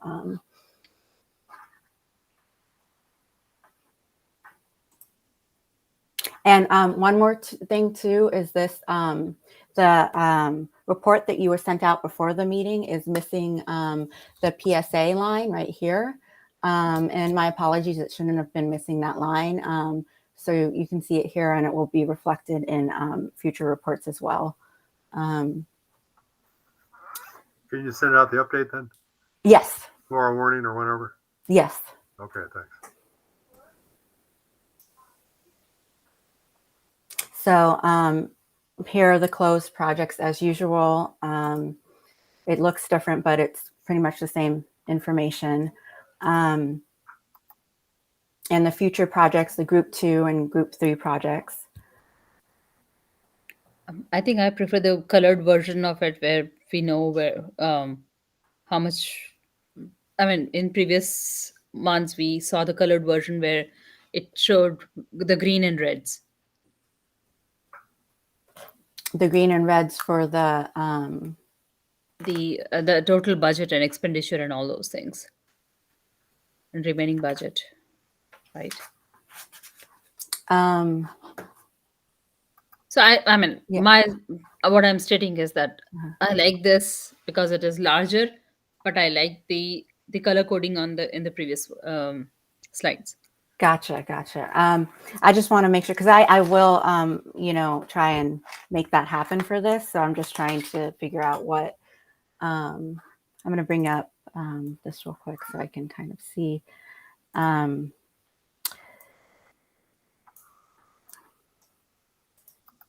Well, do you mind if I send you an email? I know we just talked about the brownout. I don't know if that's allowed, but just to give you an example so you can show me exactly what you mean. Okay. Karina? Yeah. So we don't go through it right now? Okay. Yes. Carla, you have your hand raised. So this future projects page, I remember there being roofing projects that we had previously discussed, but for example, like Matos Elementary, there was a roofing project that I think was under the future projects, but I don't see it. I don't know if. I think, Carla, that is where the issues started, right? Because that will not fall under Measure E, and that in that condition it will be probably Prop 51 money. But that project hasn't been funded yet. Yes. Yeah. It hasn't been earmarked. So how do we know? I don't know. So you're right. You're right that the unfunded projects are not listed on here. You're right, and that can be added. So I can add that list to here. Samara, if you could roll up the group ones. Matos is included in the group ones, which are currently in design. So those are funded and are actually in process. However, the roofing, I think, Carla, you'll remember once we show the progress update, is that the full roof replacement is being discussed to be included as part of that project, possibly. So that discussion is still in progress. So do you mean it would be part of the group previous, one modernization project? Yeah. The previously completed projects? I'm confused. No, it's currently in process. Do you have that on your current projects? Oh, I see what you're saying. Yeah, Samara. Mm-hmm. If you scroll up to your current projects page. Oop. Too far. Way too far. Keep coming down. That's the one right there. That is Matters is there. Oh, I can't see it. I'm sorry. It's really small. I don't want to stick my nose to the camera. Yeah. Thank you so much, because it's not only me who's blind now. There they are. Yeah. So under that Matos project is where, Carla, we've had the previous discussions about the roof replacement. And that discussion is still in progress as to whether or not we'll be able to include that in the group one project, or if it needs to be done as something separate. And Kelly and the administration were still talking about that. So knowing that how bad Matto's roof is, I thought we are going to bring it to the board in January, and now it is April. I don't know how we decide which projects needs to be a urgent project and which can wait. But as far as I remember, I thought that Matto's roofing was the most urgent thing that we were talking about. Did I understand it wrong earlier? No, that's correct. We were in a previous meeting discussing the urgency of replacing that roof. And as I said, it's being discussed as to whether or not we can actually include it in the current modernization project, which at this point, those projects as approved, the scope of as approved by the board for those projects is solely HVAC replacement, flooring replacement, and some roof repair. So as I said, the facilities and administration were still discussing how we can get that roof So why are prioritized. Why are Prop 51 money being prioritized for the roofing repair? I'm sorry, Prop 51 money is being prioritized for roofing? Yeah. Why aren't they? Is that what you're asking? Yeah, why aren't they? Oh, I don't have the answer for that right now. As I said, the facilities and administration are discussing that, but we can certainly respond to that question in writing.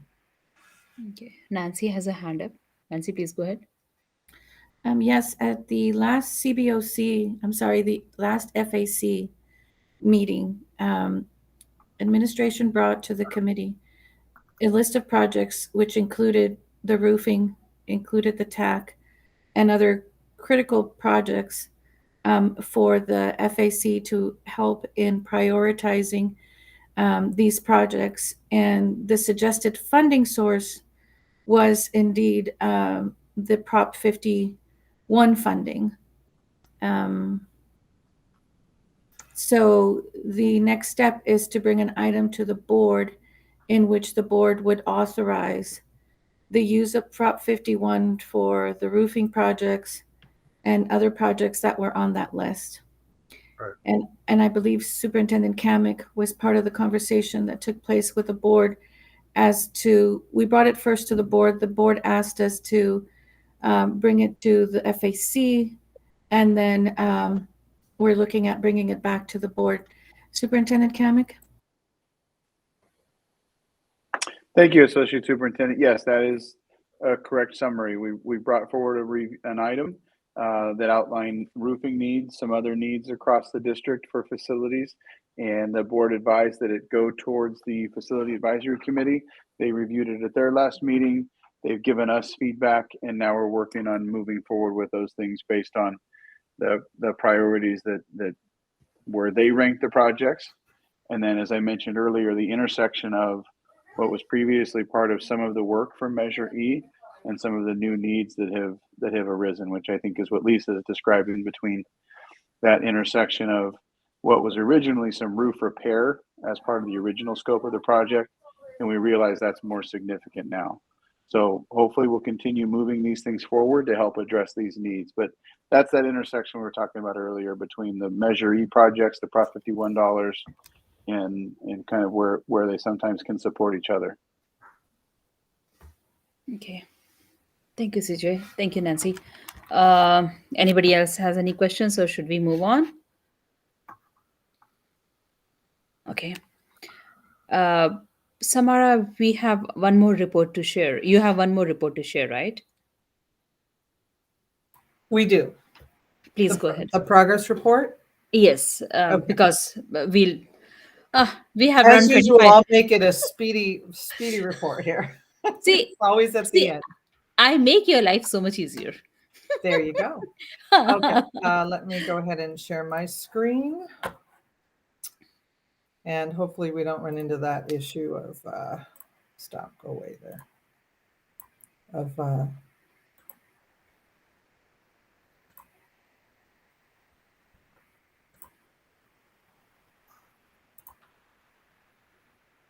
on, there we go. Okay, can we see the report? Yep. Okay, perfect. So I will make this a quick report as well. As typical, we have our bond cover sheet, and then we go into the status updates. This is a monthly status update. Starting with design, we have currently 2 increments of the conversion project still in design. So we have Thornton MS conversion increment 3B, which is classroom modernization, and increment 4 admin library. Those both are in various stages of going out to bid, packaging and going out to bid. And we anticipate having those packages finalized and increment 3B finalized and sent to the board for the May 11th board meeting, and the increment 4, which is the library admin, sent to the board, put out to bid and sent to the board for the June 1st board meeting. And those will allow those 2 last final bits of scope for the Thornton Middle School conversion project to move forward into construction. Centerville Middle School conversion, phase 3, increment 2, which is the locker room conversion, or I'm sorry, the locker room modernization.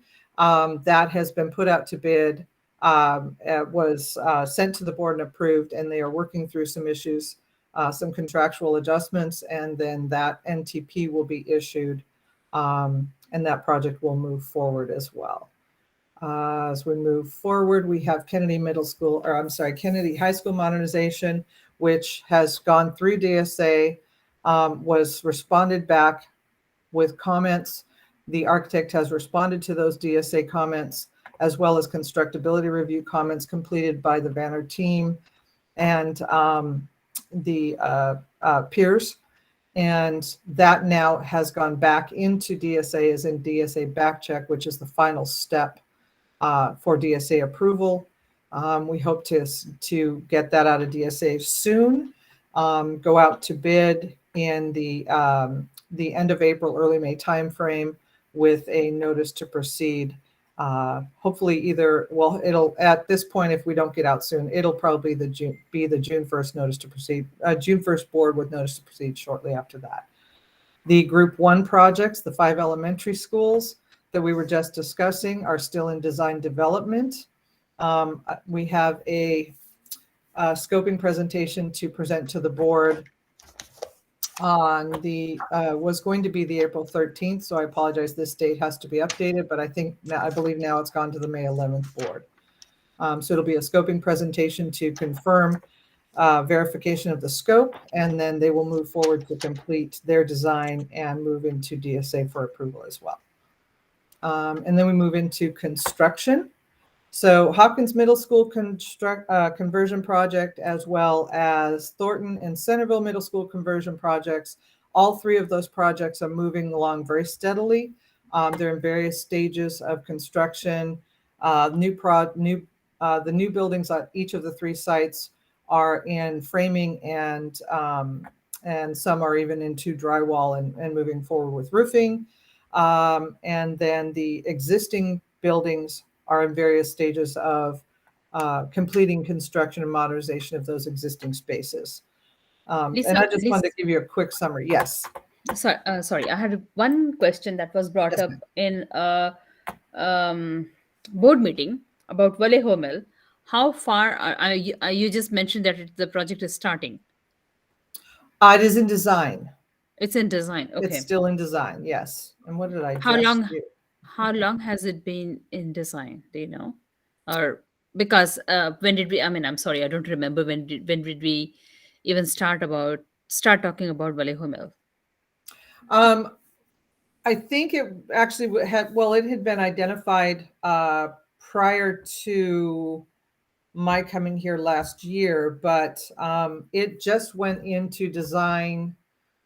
I want to say, where are we now? We're April. It just went into design last fall.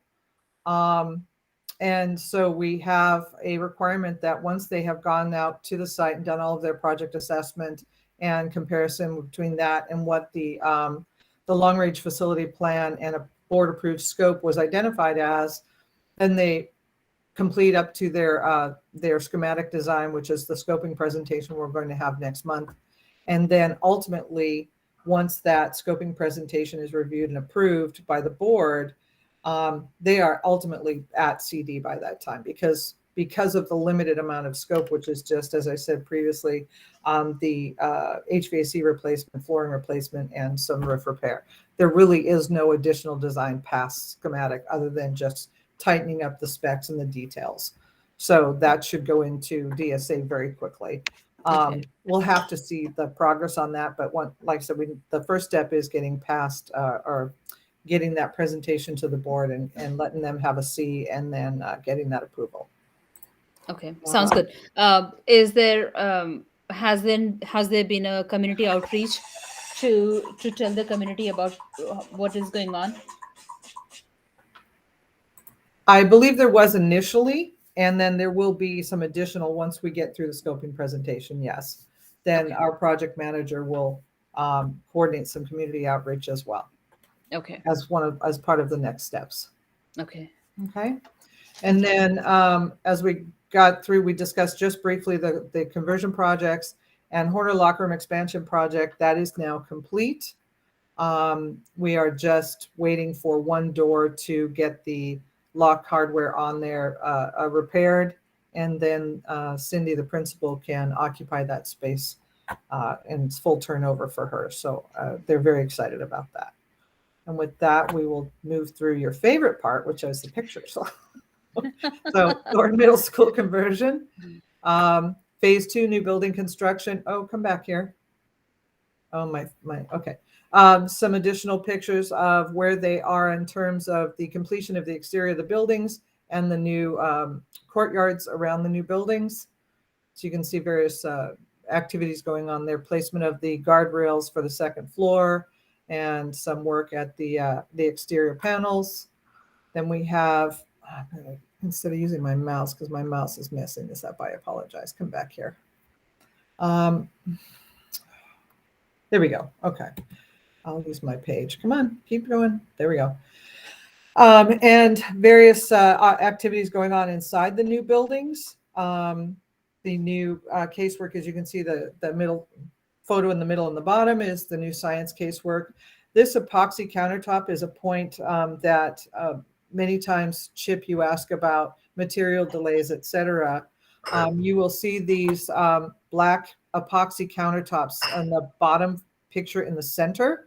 Yes, those epoxy countertops are now, as of now, delayed by quite a bit, going from 6 to 8 weeks to 12 to 14 weeks because of the petroleum that is used to make these countertops, and then the war and that whole delay.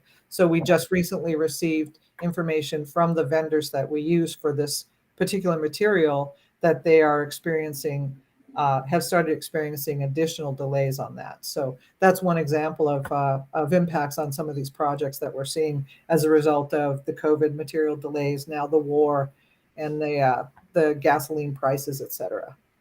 Okay. But these are happen to be received prior to that. We are very closely tracking the science countertops that will go into the new science building at Hopkins as well as Centerville. So we still anticipate that we'll receive them in time to get them installed prior to the start of school, because they were ordered early enough, thankfully. But that is an example of one of the additional impacts we're seeing now. Right. So that's Thornton and Centerville. Top left is the last month I showed you the top left photo, which was the framing for the new two-story classroom building, Building J at Centerville. The photo below, I thought I'd show you the difference in the amount of work that's happened in just that 1 month.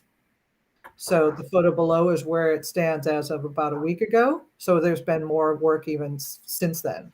And then some additional photos of the various work going on inside the building. On the roof, you can see they're putting roofing up, siding, etc. So a lot of work is happening very quickly on the new building at Centerville, which will be very nice. It is still scheduled, though, however, to be open next summer.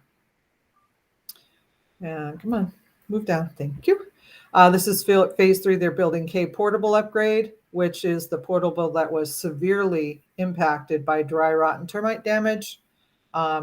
So we got some approval to add additional funds to that project by the board to reframe that building. And so you have some various pictures here of the reframing of that portable. It's happening very quickly as well.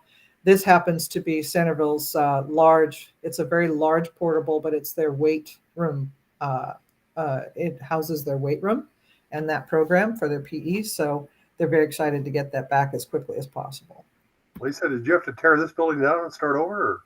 Or just replace the walls? We're just yes, we're just replacing the walls and doing some work on the overhang on top, and actually the roof was in very good shape. The damage is really, as we had Kelly and I have shared in previous meetings, it's really been impacted heavily by the termites. We have the Fremont is just basically is a Fremont zone, or I'm sorry, a termite zone anyway. We love our termite. Yeah, we love our termite. You what? We love our termite in Fremont. Oh yeah. Well, and you're doubly impacted because you have both dry wood termites as well as subterraneans. Yep. We have completed had Terminex come out and do a review of the 3 conversion projects so that we can get a report and have that on file, just to reflect and verify the amount of termite impact that these 3 sites are experiencing. So we do have those reports, and of course, yes, they said there's termites, which we know, but we've also experienced quite a bit of dry rot repair. So, Lisa, but the projects sorry. I'm sorry. Go ahead. Could I ask just where it says Building K portable upgrade? Is that building actually a portable?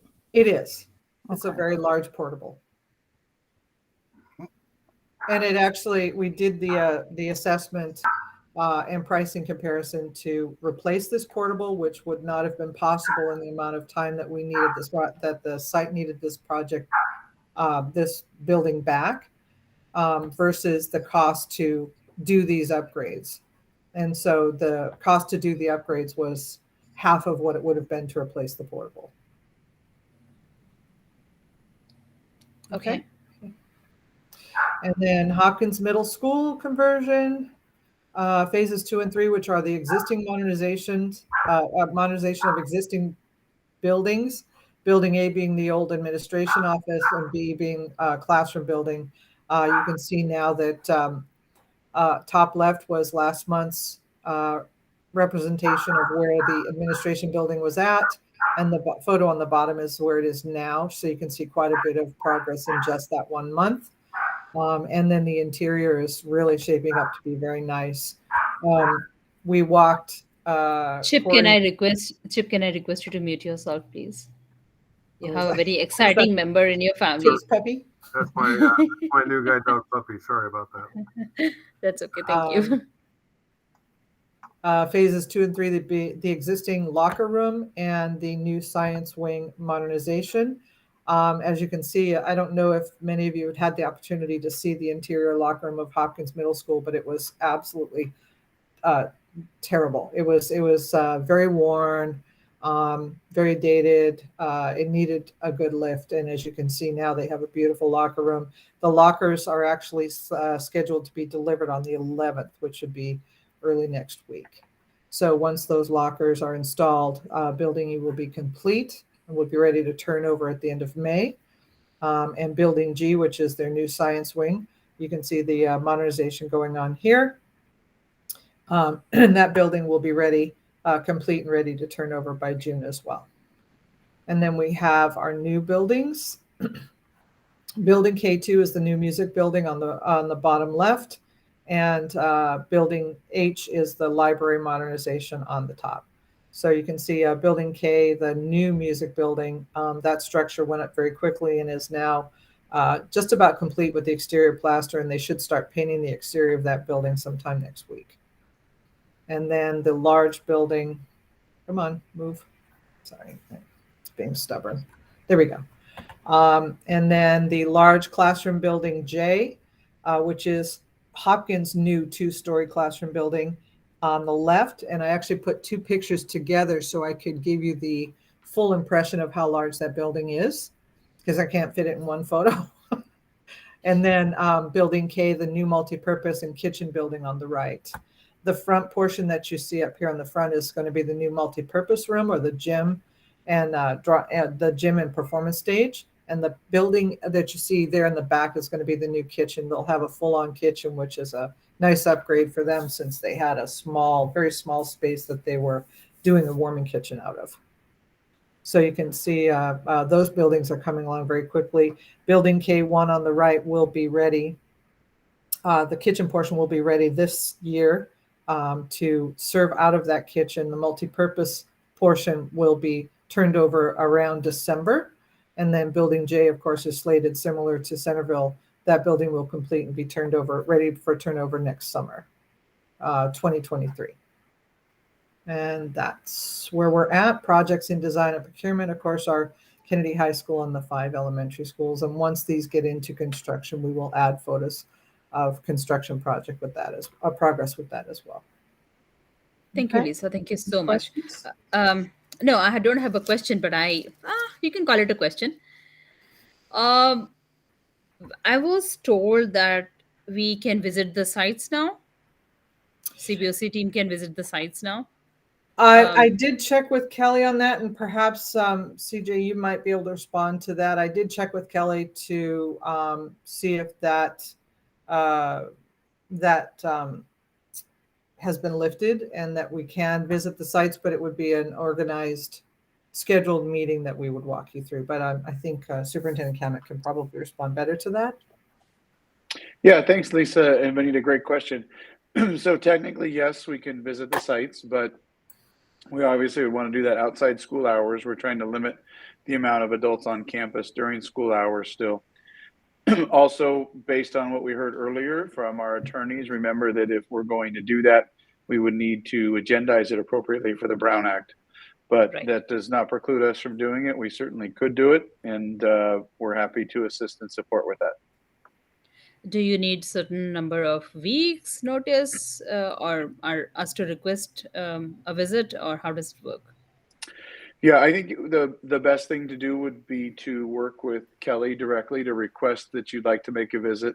And then Kelly can work with Vanner, with Associate Superintendent Pfeiffer, and with our office to make sure we have everything in place to host the visit appropriately, keep everybody safe, and make sure that the site is ready for visitors as well from the construction site standpoint. Yeah, and we would just, once that information is passed on, we would ask for a few days advance notice so we can coordinate with the contractor and make sure there's an appropriate number of hard hats and vests, et cetera, to walk you through.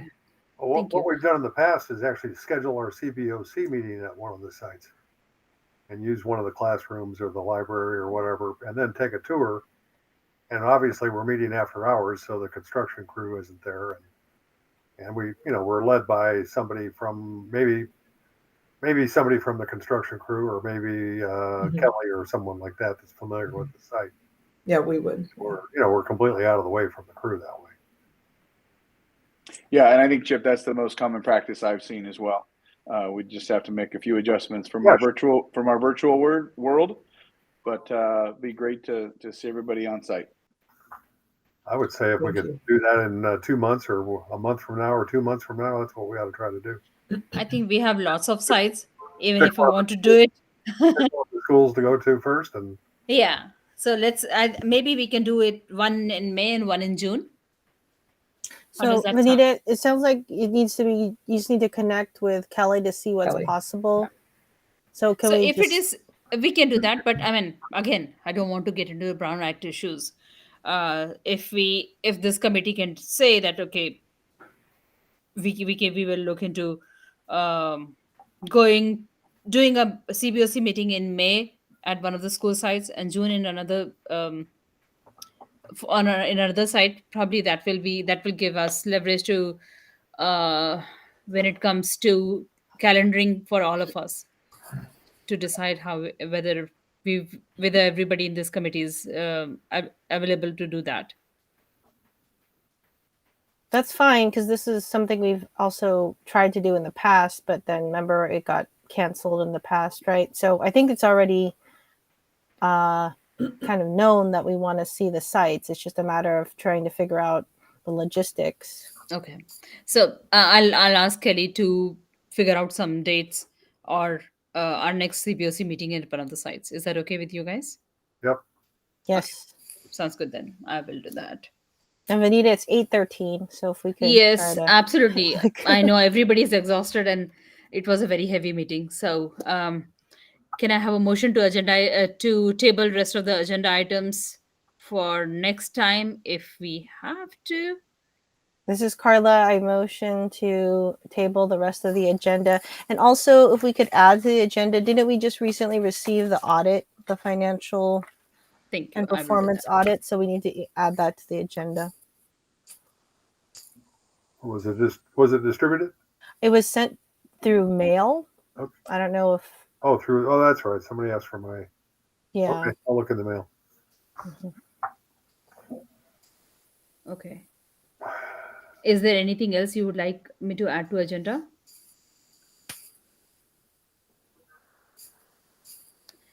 And as you know, I send out the agenda ahead of time to the committee, and you guys can definitely let me know or add items to agenda if you need to, if I'm missing something.